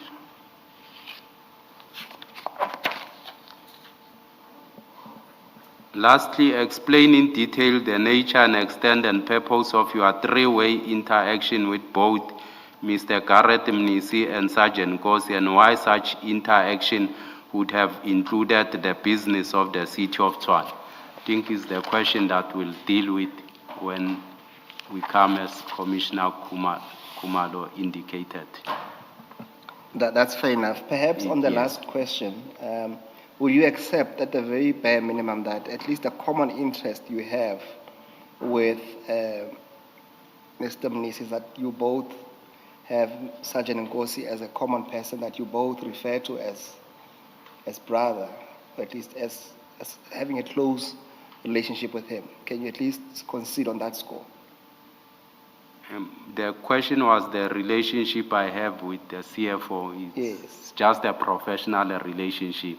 Yes. For me to have a brotherly relationship with Sergeant Nkosi, I can't extend it to the CFO and as such. No, that's fair enough. That was not my question. I was saying, and without probing you, to say that if you accept for a moment that Sergeant Nkosi testified that him and Sergeant Nkosi testified that him and the CFO consider themselves as brothers. They have a close relationship. You have also similarly testified that you also consider Sergeant Nkosi as a brother or someone very close to you. Yes. So what I was putting to you is that you have a person of common interest between you and Mr. Mnisi. Is that a fair comment? I don't think so. You don't accept for now. Please repeat the question. I'm not sure I follow it, Ms. Musigidi. Chairperson, the proposition I'm putting to Commissioner Dlamini is this, is that, and then the simple proposition is that you seem to both share at least Mr. Nkosi as a person of common interest, as a friend. Both of you. Do you follow that? I don't think so, because we are at different level of the relationships. Okay, I knew Nkosi as a young boy. I mean, used to Fine, take that's care, fine. so it's at a different level. Okay, no, it's fine. We'll explore it later on. Then can we deal with other matters right in the middle of the page? Yes. The other matters, it was the one that were raised, the request for a forensic investigation regarding a Metro Police Inspector Piri, who issued written instruction to deploy ADO guards beyond his mandate. I think when this is piece indicated in the commission that I blocked a report for a full year that seeks to investigate Sergeant Piri, which was sent to me in 2025, and the report only emerged now March 2026 after he made inquiries about the whereabouts of that report. And I think I wanted to bring to the commission that I'm not sure whether that was misinformation given to the commission. No, it was a deliberate effort, perhaps to tarnish me in the commission that I've blocked this report. I've attached an annexure. It's on page 195. Yes, I've attached that as an annexure to show that the report that it is alleged that I sat with it for the entire year, it's not true and correct, because Director Minares, it was indicated that he reports to me under Internal Affairs, and he came to me to indicate that, he was given a mandate by the Deputy Chief Spies to investigate the Inspector Piri around the deployment of ad hoc services. As a courtesy, because he reports to me, Deputy Chief Spies never came to me. He went direct to Director Minar. Director Minar on 29 July 2025, he sends a report. He told me that this is the situation. I said, because you got an instruction, execute it nonetheless. And on 29 July, he sends a report to say, I'm done with the report. This is the report I'm forwarding to DCSPs. If you look at the report, it's on 1951. It's clearly addressed, to Deputy Chief of Police, APPU, to take note of the report. The underneath signature there is that of Director Minar, which was not meant, he just said, take note, I'm done with this report, I'm sending it to DCSPs just for cognizance purposes. Because one, there are in any environment, there'll be work politics that are taking place, which I don't think it's for the purpose of this commission. So then this piece comes and just indicate on the emails. It doesn't show the content of that email to say to whom was the letter addressed to and to whom is it coming to. It indicates that I've blocked that, report that was supposed to have gone a year before to deal with Sergeant Piri. So I wanted to deal with that assertion that it was incorrect, that's misinformation. I'm not sure whether why did this piece, indicate, such information which is not truthful to the commission that I blocked the report, because that was not meant for me. That report was sent to him by Director Minar, and because I've told all my subordinates to say, if they are being given job work, either by the chief or by any other person, let them execute it so that we don't avoid putting them at a corner to say, who gave you this work? Why are you doing it without me sanctioning such a work and so forth? Because employees get caught up in the battle of, the seniors, which becomes unfair for them. So I tell them, if the chief calls you to his office, you go there. If he gives you task, you execute. Just for courtesy, if you alert me, it's fine. Even if you don't, it's okay. If it's not meant for my eyes, it's even fine with that one. So much as I'm saying, I wanted to address that it was incorrect, that it was misinformation, that I blocked a report seeking to deal with Sergeant Piri. So internal affairs falls under you? Yes, Commissioner. Minar reports to you? Yes. And before this report could go to SPIS, it had to come to you? He brought it for just to take note that he's done with the report. But do you sign it off to say it can be sent to SPIS? How does it work? I don't have to sign it. His signature. No, not sign it. Sign off. I told him he can forward it. The report so is fine. So you were satisfied with yes. the content of the report? Yes. And you said he can give it to SPIS? Yes. He is a good person. Unfortunately, I can't speak bad about Danny Minar. He does do a lot of things that are not meant to be coming to me, but he informs me just for courtesy purposes.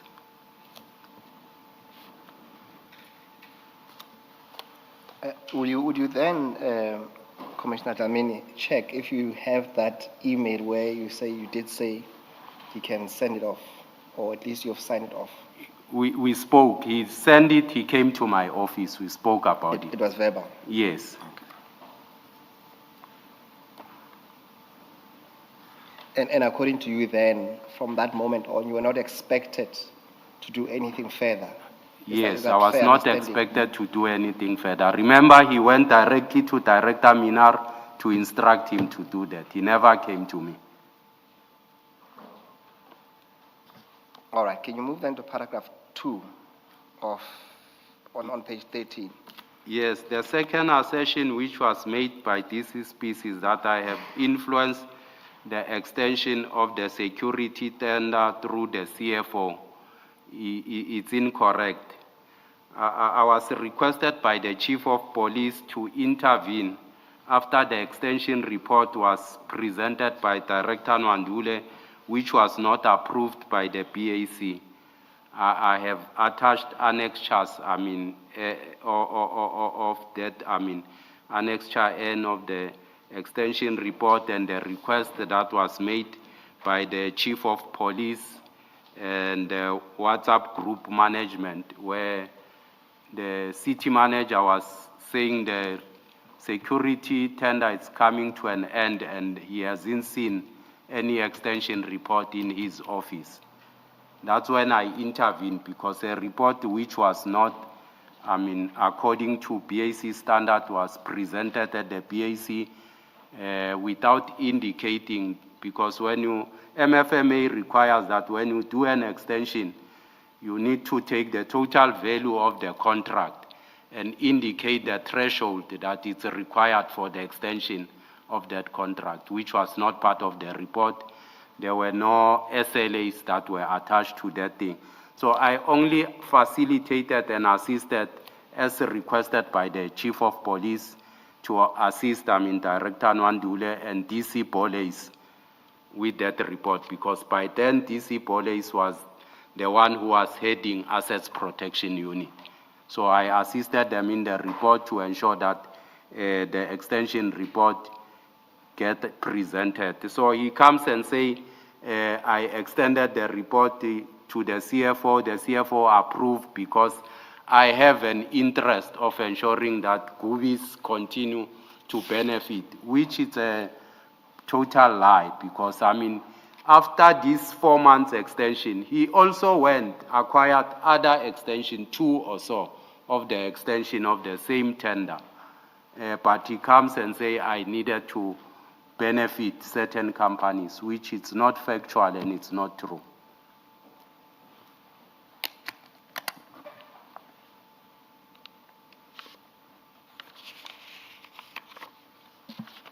Thank you. We then move on to the second part of your statement.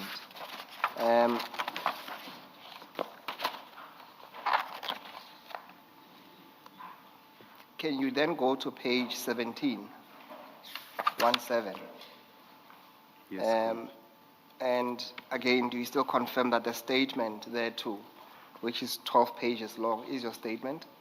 Correct, Commissioner. Do you still stand by the contents thereof? Yes, correct. And lastly, do you confirm the signature on page 17 to be your signature? I confirm. Thank you. Then, because we've dealt with issues relating to your responsibilities, I think let's pick it up on page 18 at paragraph 6. Yes. It is alleged that you have a personal relationship with Sergeant Nkosi. As a result of the relationship, it is further alleged that you assisted bidders in winning tenders, in that you had conversation with Sergeant Nkosi about Ngapesheya security, wherein Sergeant Nkosi admit he approached you for assistance in a bid for his brother, the owner of Ngapesheya services, had with the city, and you referred him to an expert of tenders.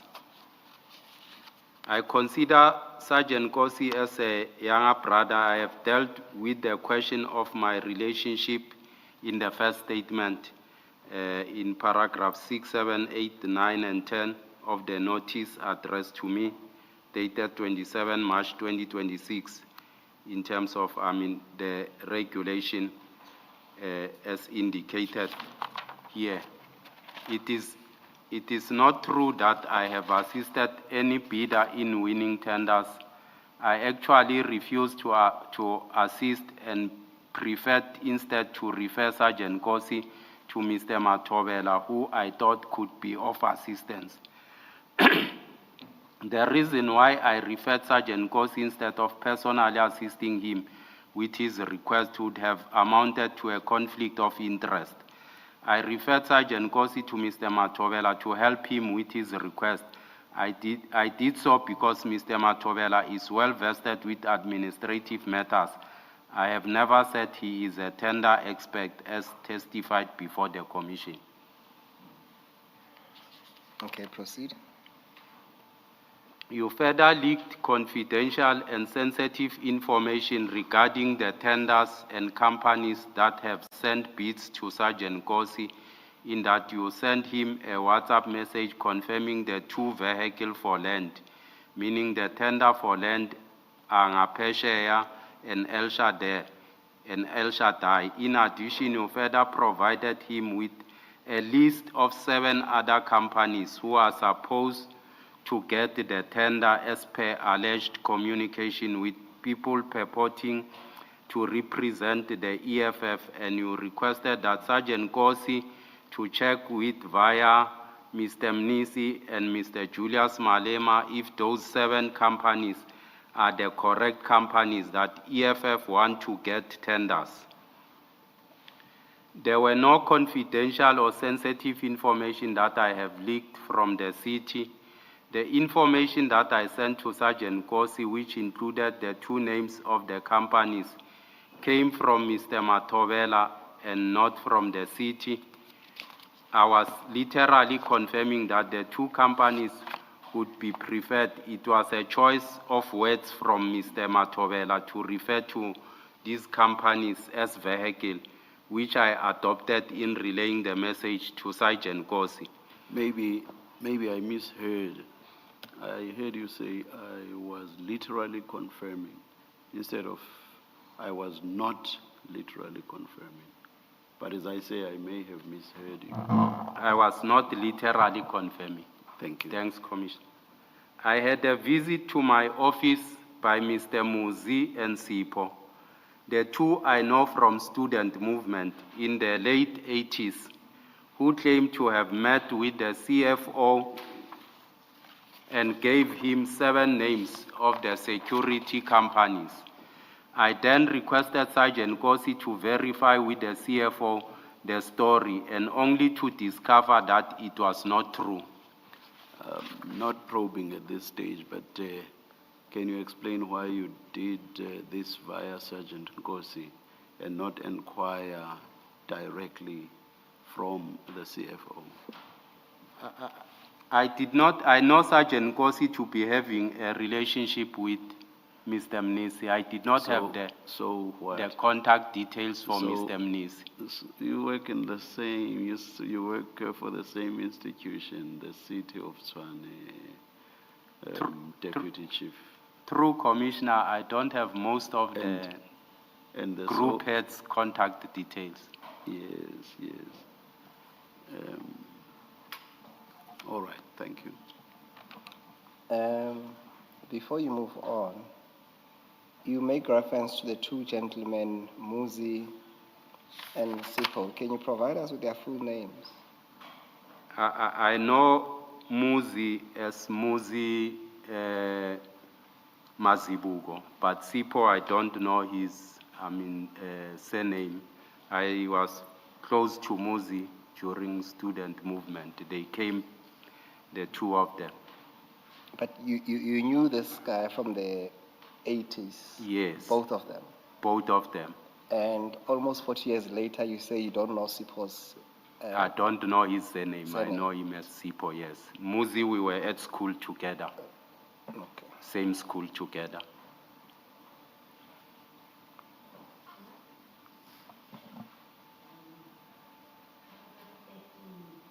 Paragraph 13, I'm not sure that I understand it. You say the two companies should be, I was not literally confirming the two companies should be preferred. It was a choice of words from Mr. Matobela to refer these companies as vehicles. Can you just explain that? That sentence doesn't make sense to me, because the first time we encounter Mr. Matobela, and I'm not probing, I just want to make sure that I understand what you're conveying here. The first time we encounter the name of Mr. Matobela in your statements, yes, it's that he's an administrative, someone knowledgeable in administrative matters. Yes. And that's why you referred Mr. Nkosi to him, so that he could assist with the tender documents of Ngapesheya. Now you mention him. Can you just explain the context in which you are now mentioning him in paragraph 13?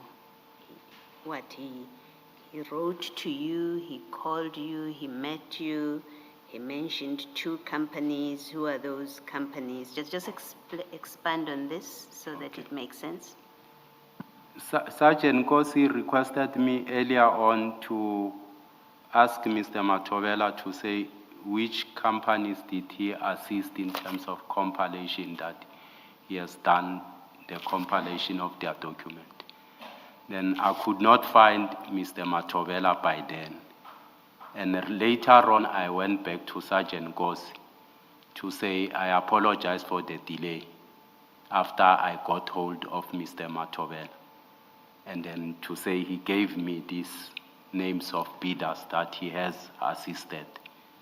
So when Sergeant Nkosi made the inquiry with you, he did not give you names, he just gave you a general question. Yes. Ask Matobela which companies did he assist with tenders? Yes. Did he explain why he was asking that question? He- Or did you ask him, why are you asking me that kind of general question? I took it that because I referred him to Mr. Matovela to assist Peggy.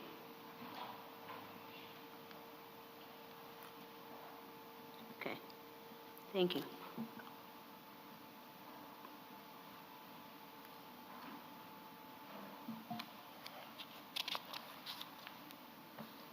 I am tempted, without probing, Commissioner, to say that given what you testified earlier on, that your initial take on this matter was that the only assistance you were willing to give Sergeant Nkosi was to refer him to Mr. Matovela. Would it not have been, at least at this stage, also been prudent of you to adopt the same stance, given that you have also mentioned that you foresaw a potential conflict of interest if you get involved? I took it that because Mr. Matovela, I know him for a long time. He worked with me for quite some time. He was actually at ease to say I must contact him, speak to Mr. Matovela on his behalf. That's not my question, but let's park it for now. Okay. Thank you. Let's then proceed. Just also a follow-up on the chairperson's question earlier, which was about why you did not speak to the CFO directly. You see what you say in paragraph 14, that you, through Sergeant Nkosi, you wanted to verify with Yes. the CFO. You've earlier in your statement said you have a professional relationship with the CFO. Yes. Can we take it then that you have sat in meetings with the CFO in that professional capacity? You've had some discussions with him. You knew where to find him if you wanted to find him. Yes. Is that correct? Is that correct? Yes. So it's not as if you didn't know each other and you didn't know where to find him if you wanted him. I knew him, but the thing that I asked Sergeant Nkosi is because these people name drop the name of the CFO. Yes. And I know that he's close to the CFO. Could be easier for him to verify that information. Okay, all right. No, I just wanted to be clear Yes. that in your professional, in what you describe as your professional relationship with the CFO, you've had to deal with him on a face-to-face basis. Yes. Okay, thank you.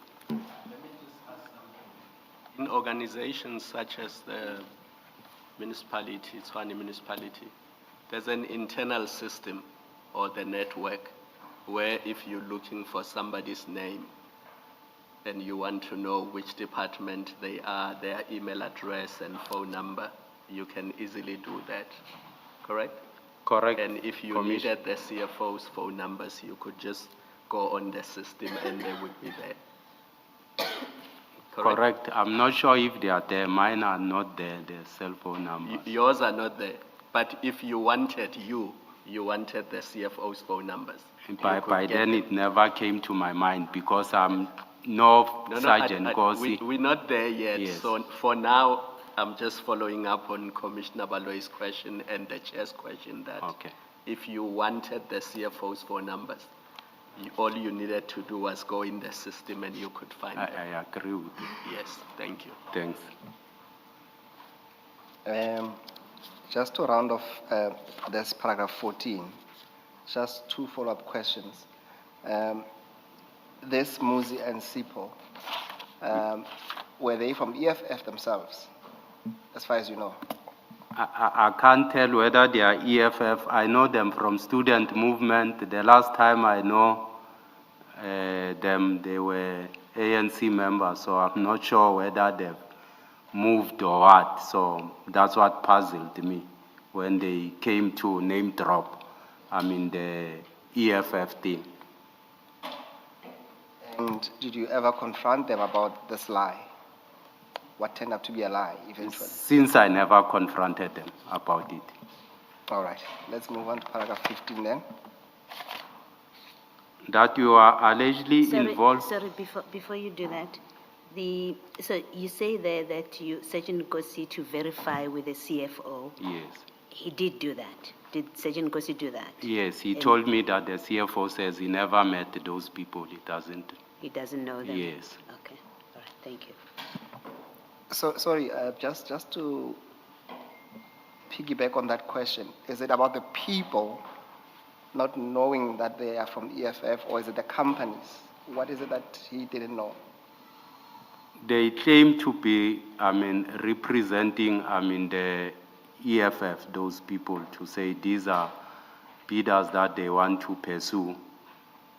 But I know that, within the city, I don't engage with politicians and so forth, for reasons best known to me, so much as I was puzzled in that regard. Okay, we will have to park this for now because I think the chats say something different, but let's park it for now. Okay. Let's move on to paragraph 15. That you are allegedly involved in the political interference in tenders and the awarding of same by inquiring and providing confidential information relating to Sergeant Nkosi. I think we have dealt with this one. Perhaps, I think, please do read those two paragraphs into the record. I am not involved in any politics nor interfere with any awarding of tenders, and there is no confidential information that I have ever shared with Sergeant Nkosi. The process to award tenders in the city is informed by MFMA, as I indicated, Act 53 of 2003, and the SCM policy. I have not been directly or indirectly involved in the awarding of tenders. Thank you. Let's proceed. Paragraph 17. You endorse the close relationship that Sergeant Nkosi had with Mr. Garrett Mnisi, implying that the relationship will be beneficial for you both. This is implied by WhatsApp communication sent to Sergeant Nkosi, wherein you state, "You should gear yourself to do so forever. My brother, Umfowethu is the best person to be with, Ujuda wethu, who will do great things for us compared to Ubaba wako."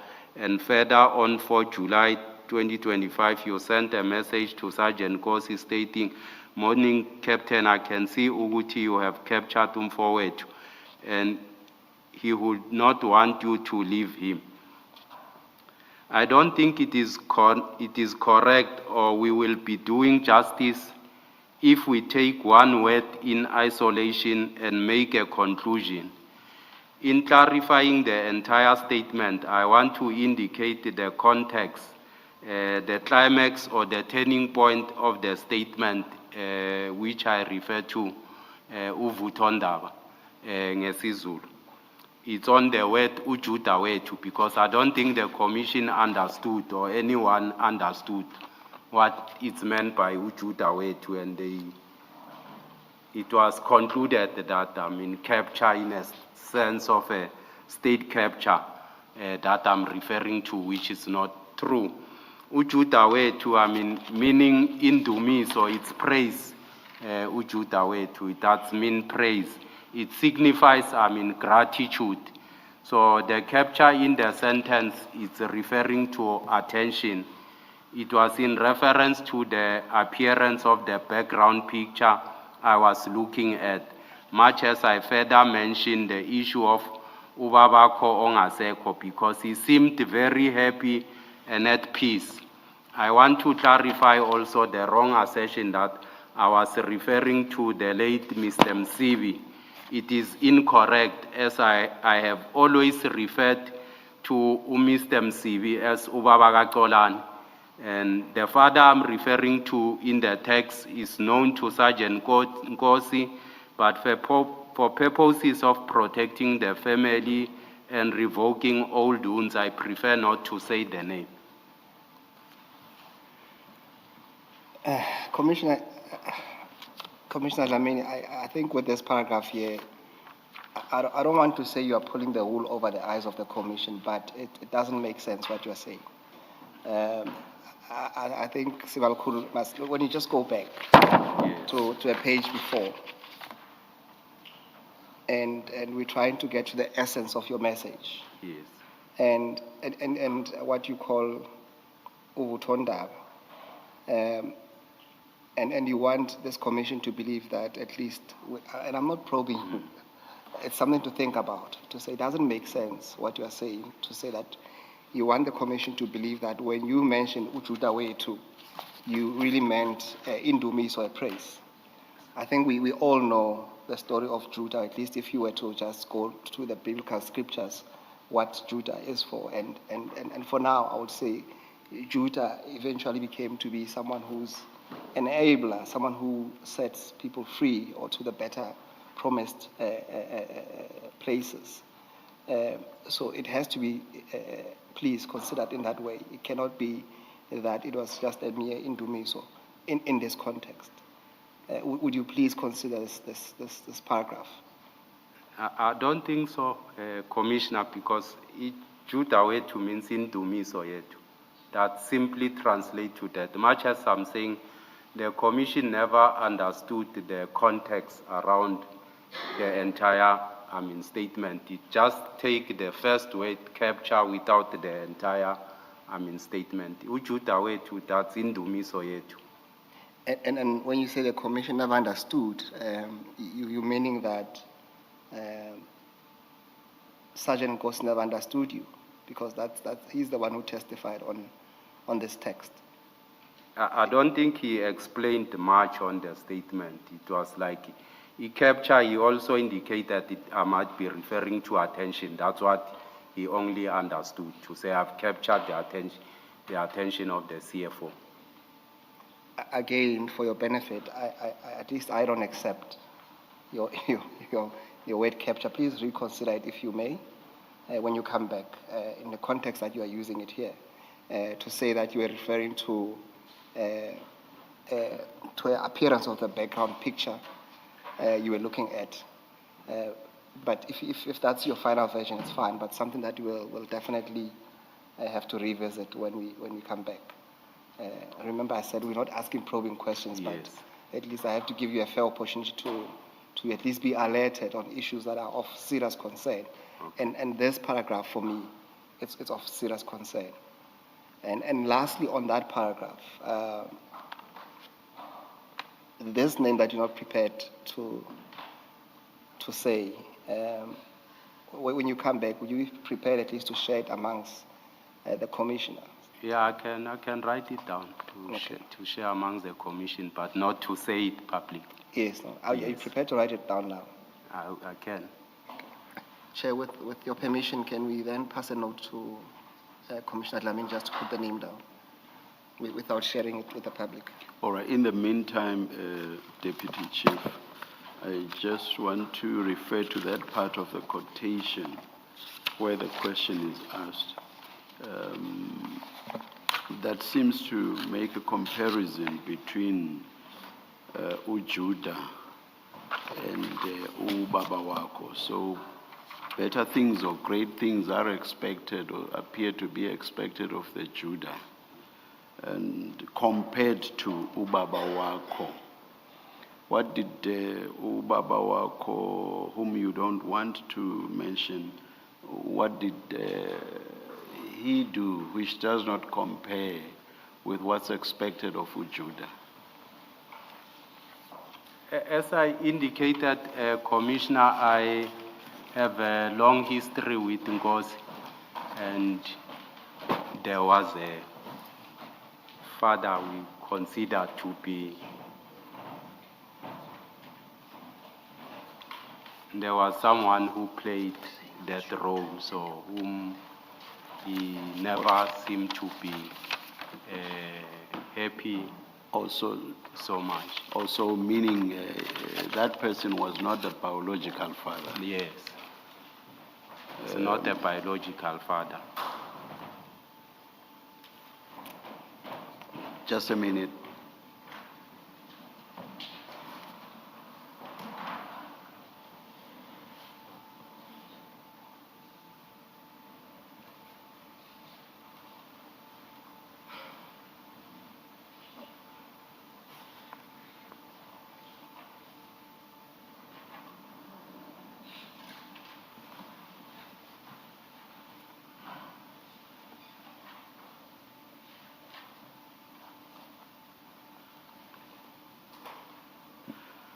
I must say, if this is supposed to be a Nguni surname, perhaps let me ask, is it supposed to be a Nguni surname? But I hope it is not being read. Is it? Yes. No, is it supposed to be a Nguni It surname? is. Then the spelling cannot Maybe be it correct. might be The the spelling spelling. cannot be correct. It might be the spelling, but it's a Nguni surname.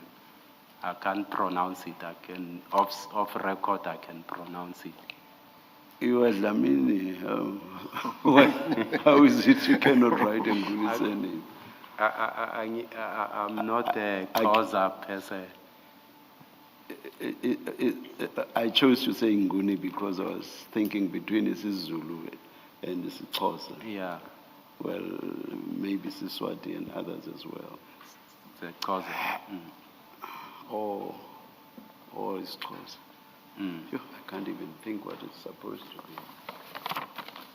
Maybe you'll vocalize it to us at some point. No, I don't think it might be correct. All right, Yeah. all right, thank you. I think I've lost my place now. There was something else I wanted to ask around Ubaba.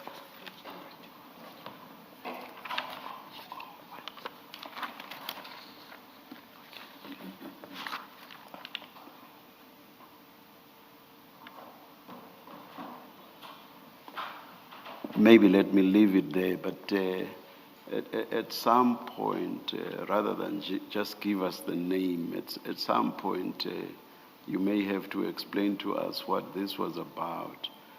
If, we may discuss the question of how that's done. Perhaps I'll leave it at that.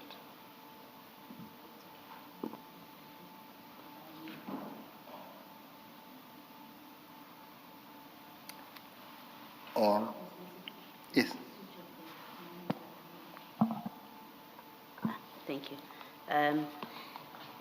Deputy Commissioner, just so that I understand, your explanation of Ujuda Wetu, you say Indomiso praise, it signifies gratitude.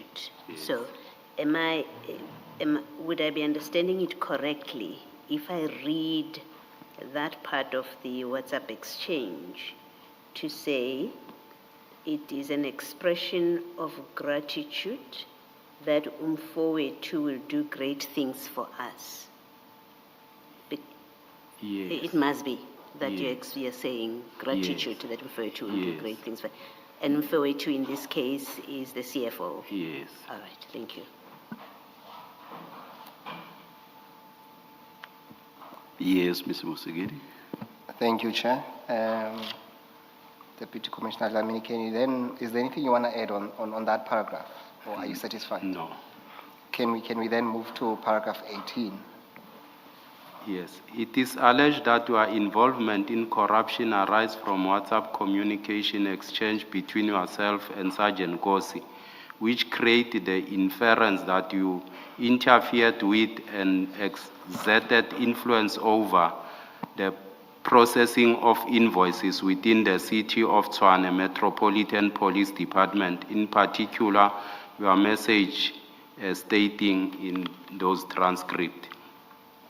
On the 4th of March 2024, I received a call from Sergeant Nkosi indicating that he was with the CFO and he requested to speak to me. I then spoke to the CFO, who indicated that Mr. Mpofu is not getting help from the department with non-payment of invoices, that I should assist in resolving the matter.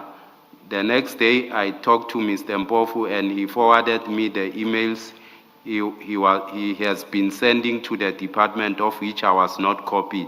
I then liaised with my section to get more information and discovered that indeed there were outstanding invoices for a period of 6 months which were not processed, starting from July 2024 to January 2024, Annex Char F. We We dealt with this one. Paragraph F, so we don't Yes. need to go there. Then let's go to paragraph 18.1.1. It is alleged that you were influenced by Sergeant Nkosi due to your personal relationship and proximity in escalating and assisting with invoices allegedly owed by the city to Gubi's 85 Solution in getting paid. Sergeant Nkosi has never influenced me in relation to payment of invoices as indicated above. In fact, I was requested by the CFO and the COP office, C Annexure F of the CFP office that also came regarding the same matter.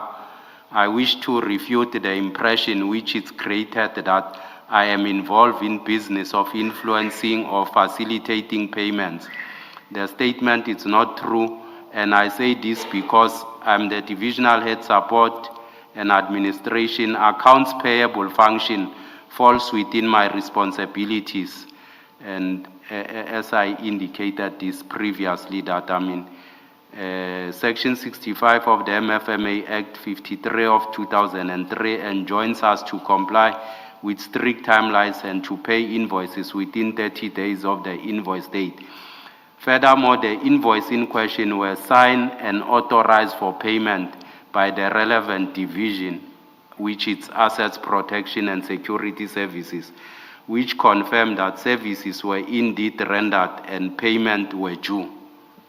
And this at that time would have been DC Ballhays, is that correct? I'm not sure who could have signed, either Director Malachi or DC Ballhays, who could have signed those invoices, but they were authorized for that, confirmed that services were rendered when they brought them to accounts payable at our finance section. Okay, now let's continue. Remember, our section is not there to interrogate them on those invoices. Once someone, an official attached, he confirms to say these services were received accordingly and they were rendered. So he confirmed with his signature there. Ours is to verify that there's an SLA that we have loaded on subsystem, there's a contract in place, and also there's a budget in relation to this or on the subsystem. Okay, no, thank you for that. Let's go to paragraph 19. It is alleged you were involved in internal procurement process. This can be seen further via messages exchanged whereby Sergeant Nkosi served as a conduit between you and the CFO. Such messages confirming that you were requested by Sergeant Nkosi to assist with payment of invoices, and together with the CFO are managing payments via communication facilitated through Sergeant Nkosi. I have never discussed any payment with Sergeant Nkosi. I merely responded to the CFO inquiries which were made through Sergeant Nkosi, and much as I indicated to say, the CFO the next day inquired through Sergeant Nkosi. I responded through the request of update by the CFO. Let me take you to the very first part of this question. It says it is alleged you were involved in internal procurement processes. You address what relates to payments, and that's all you address. What about involvement in procurement processes? Involvement in procurement processes. As I indicated, that we assist the divisions in compilation of specification from the onset to serve at the bid specification committee. Once the bid... I think again the subtext here relates to improper assistance. Not, for example, preparing bid specifications, involvement in BEC upon appointment by the relevant functionary, and so on and so on. No, I think the subtext is about improper involvement. Improper involvement. Improper. Improper. Yes. Involvement. I don't think I'm improperly, Commissioner, involved because it falls within my section to ensure that invoices get paid on time. Did you ever act improperly with regard to procurement processes? No. Thank you. I see that it's exactly 12 midday, and at the beginning, Mr. Musigiri indicated that you have commitments and that we must sit until 12 today. We have been told that your commitments are physically exacting, that is, commitments over the weekend. Here's what we would like to find out. Would you, after those physically exacting commitments over the weekend, would you be in a position to be here on Monday? If you agree, it's actually better for you. You'll have this behind you sooner rather than later. I will only be coming back on Monday, Commissioner. Traveling back Yes. from, as I understand, from Cape Town, is it? Yes. Oh, I'm running Saturday and Sunday. all right. Chair, if okay.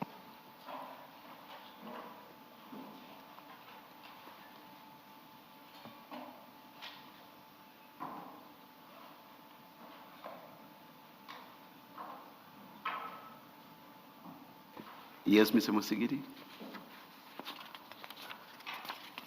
In fact, I'm in your hands, Chair. I just looked at what's left of the statement. We- It might take some time. Yes. Deputy Chief, we are Commissioner. at 22 and the document runs up to 26. Is it possible just to finalize this, please? Yes, Let us- Commissioner. let us do We that, can do so. Yes. Thank you, Chair. Then, can we move to paragraph 20, but obviously starting with the question on page 22. Yes.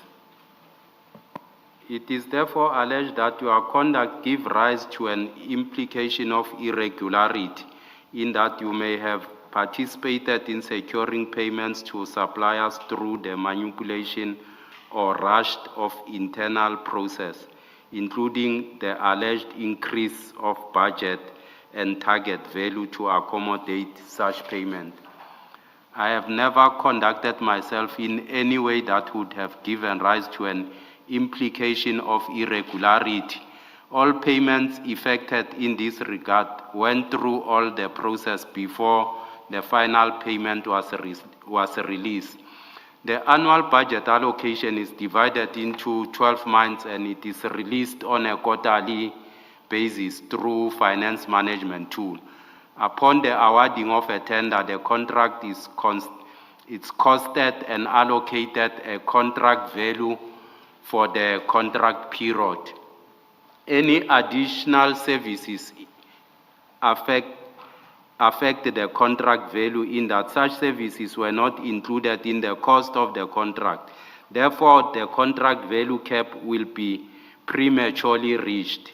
In such circumstances, contract value may be increased to accommodate additional services. The increase in the monthly expenditure made it necessary to request budget release for the future quarterly budget. Invoices in question were signed and authorized for payment by the relevant division, Assets Protection and Security Services, which confirmed that services were indeed rendered and payment were due. So much as I alluded previously to say our budget is divided into quarters, you can request sometimes, to increase the contract value to ensure that you process, invoices within that quarter with the budget of the next quarter. As I indicated with the earlier example I made with regard to the issue of dogs attending, then the value is high, you need to request, to an increase of the contract value. Thank you. Let's proceed. It the is next further paragraph. alleged that at the request of Sergeant Nkosi, you assisted his brother in securing a tender, including facilitating the qualification of companies that had previously been disqualified, thereby suggesting undue influence over procurement outcome, and further revealed internal confidential information regarding the requirements for the tender. The argument that I have assisted Sergeant Nkosi's brother to secure a tender is false and misleading. I referred Sergeant Nkosi to Mr. Matovela to assist him in compilation of his tender document. I was not involved in any procurement stage where I could have possibly influenced the awarding of a tender to Sergeant Nkosi or his brother. I deny that I have divulged internal confidential information to Sergeant Nkosi. I did not know of any company that was disqualified and could not have had any influence over procurement outcome for the same reason I advanced in paragraph 16. Information referred to in the transcript was not for purpose of tendering in the city of Tshwane as testified before this commission by Sergeant Nkosi. Just on that last sentence, in your own words, which municipality would this have been then? As Sergeant Nkosi indicated that there was a tender in Mpumalanga that they were busy with, and on those notes that were coming from Mr. Matovela, if you go through them, you'll realize that there's a requirement for firearm, and I don't think a tender for land invasion required firearm in that regard. So I can believe that it was not for the land invasion tender because there's no firearm requirements in the tender for land invasion. That was not my question, I think Sergeant Nkosi did give his explanation whether that was acceptable or not, because he was referring to the malls and some things were not adding up. For example, to say you need a 5-ton truck to protect a mall. But what I'm asking you is that according to you, if this was not for Tshwane municipality, which municipality or entity was this tender for? I wouldn't tell whether it was for which municipality or provincial government or which municipality. What you are saying about it was not for Tshwane. Is that what you say? That's the information Mr. Matovela gave me to pass it to Sergeant Nkosi that he required. I never questioned him.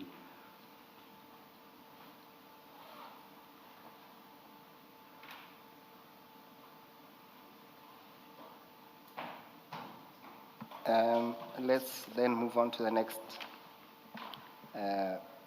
paragraph. It is further alleged that the communication received from Sergeant Nkosi wherein you were provided with details of job applicants for various positions within the City of Tshwane Metropolitan Police Department as well as within the city give rise to an implication of your involvement in recruitment-related processes. The recruitment process in the City of Tshwane is governed by the recruitment policy. Applicants are invited to apply electronically in the Tshwane recruitment portal. The system is managed by the Group Human Capital. I had no access to the said system, and I could have not possibly influenced the process. I was not involved in any recruitment process, and I can confirm that Sergeant Nkosi shared with me the confirmation letters of various applicants. However, I could not assist him because of the reason mentioned in paragraph 30 above, as I was not involved during that recruitment process.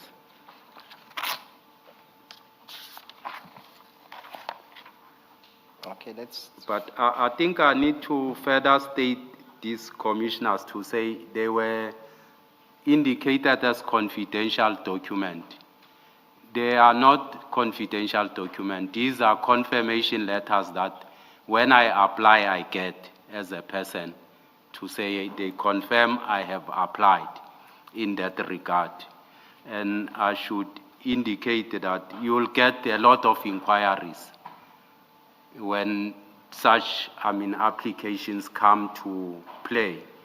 When the adverts start, you'll get people calling or sending the advert, whether confirm, whether is it true, is it a bogus advert, or whatever the case it might be.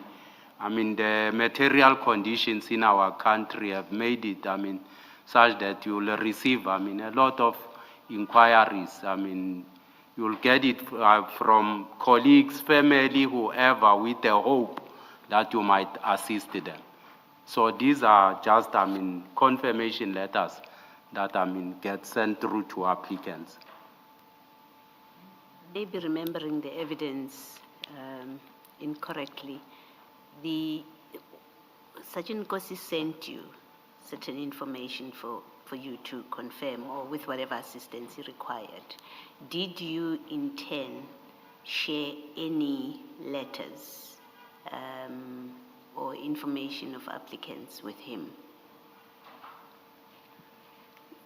When he said I must check with him, much as I indicate to say, applicants becomes disparate, Commissioner. For instance, let's say when the recruitment process starts, they hear that a certain number has been called at the college to come either for physical evaluation. Those who have not yet received SMSs, they will either call, inquire to say, we are not called. Then I'll check to say, what is the process? Then I'll be told they are being called in batches. I'll convey such information to those people to say they are calling either from surname A to E. It goes in batches and so forth. You'll get such information where people request you to say, can you confirm either, will be, everyone will be called or what? I'll confirm everyone will be called. Those who can run, qualify, do whatever, then they'll go to the next stage and such. The direct answer to my question is you have not shared with Sergeant Nkosi any information of applicants? No. Okay, thank you.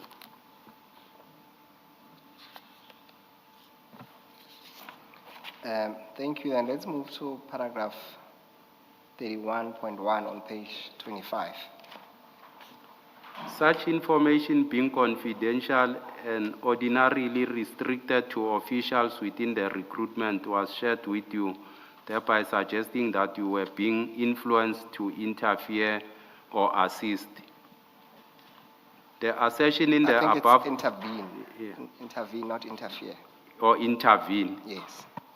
Or assist. The assertion in the above question is not correct and is misleading in that it paints a wrong picture that I was influenced to intervene in HR-related matters. The information which was shared by Sergeant Nkosi is not confidential or restricted to officials within recruitment. These are confirmation letters forwarded to applicants who applied for position in the city.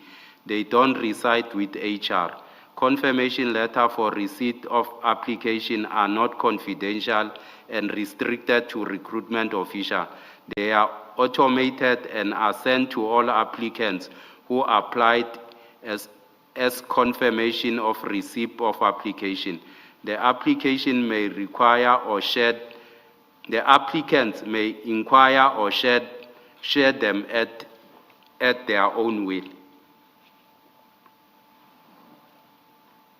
I suppose the difficulty with this, and we can discuss later, is that it is not the applicants themselves who are asking or making a follow-up in this case, but it's a third party.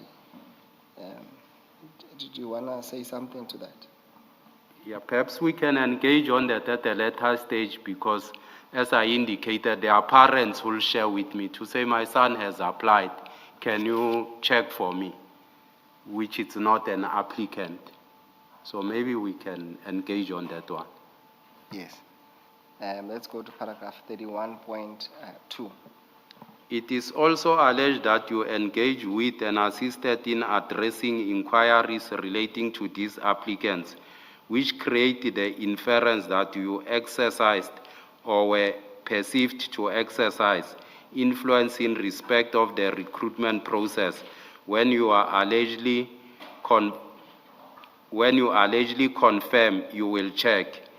It should be placed on record that I receive a lot of inquiries either to verify the authenticity of the job advert or other processes during recruitment. E.g., if the email received were from our HR or bogus email, and I do assist with confirming such, there is no influence that I exercise in recruitment process, nor preferential treatment that I have given to others. All right, continue to the last paragraph. Thus indicative of you being allegedly involved in the unauthorized disclosure of confidential recruitment information, as well as in potential irregular involvement in hiring process. I have never been involved in the unauthorized disclosure of confidential recruitment information, as well as in potential irregular involvement in hiring process. The recruitment policy places a duty on duly appointed panel members to declare interest and sign the confidentiality clause during selection process up until the appointment are finalized. Chair, that will be the end of at least this leg of the testimony, where we have gone through the both statements of Deputy Commissioner Dlamini, and perhaps this will be an opportune time to adjourn until a date that has to be arranged. So a subpoena will be issued for the Deputy Chief's next appearance. Indeed so, Chair. Thank you.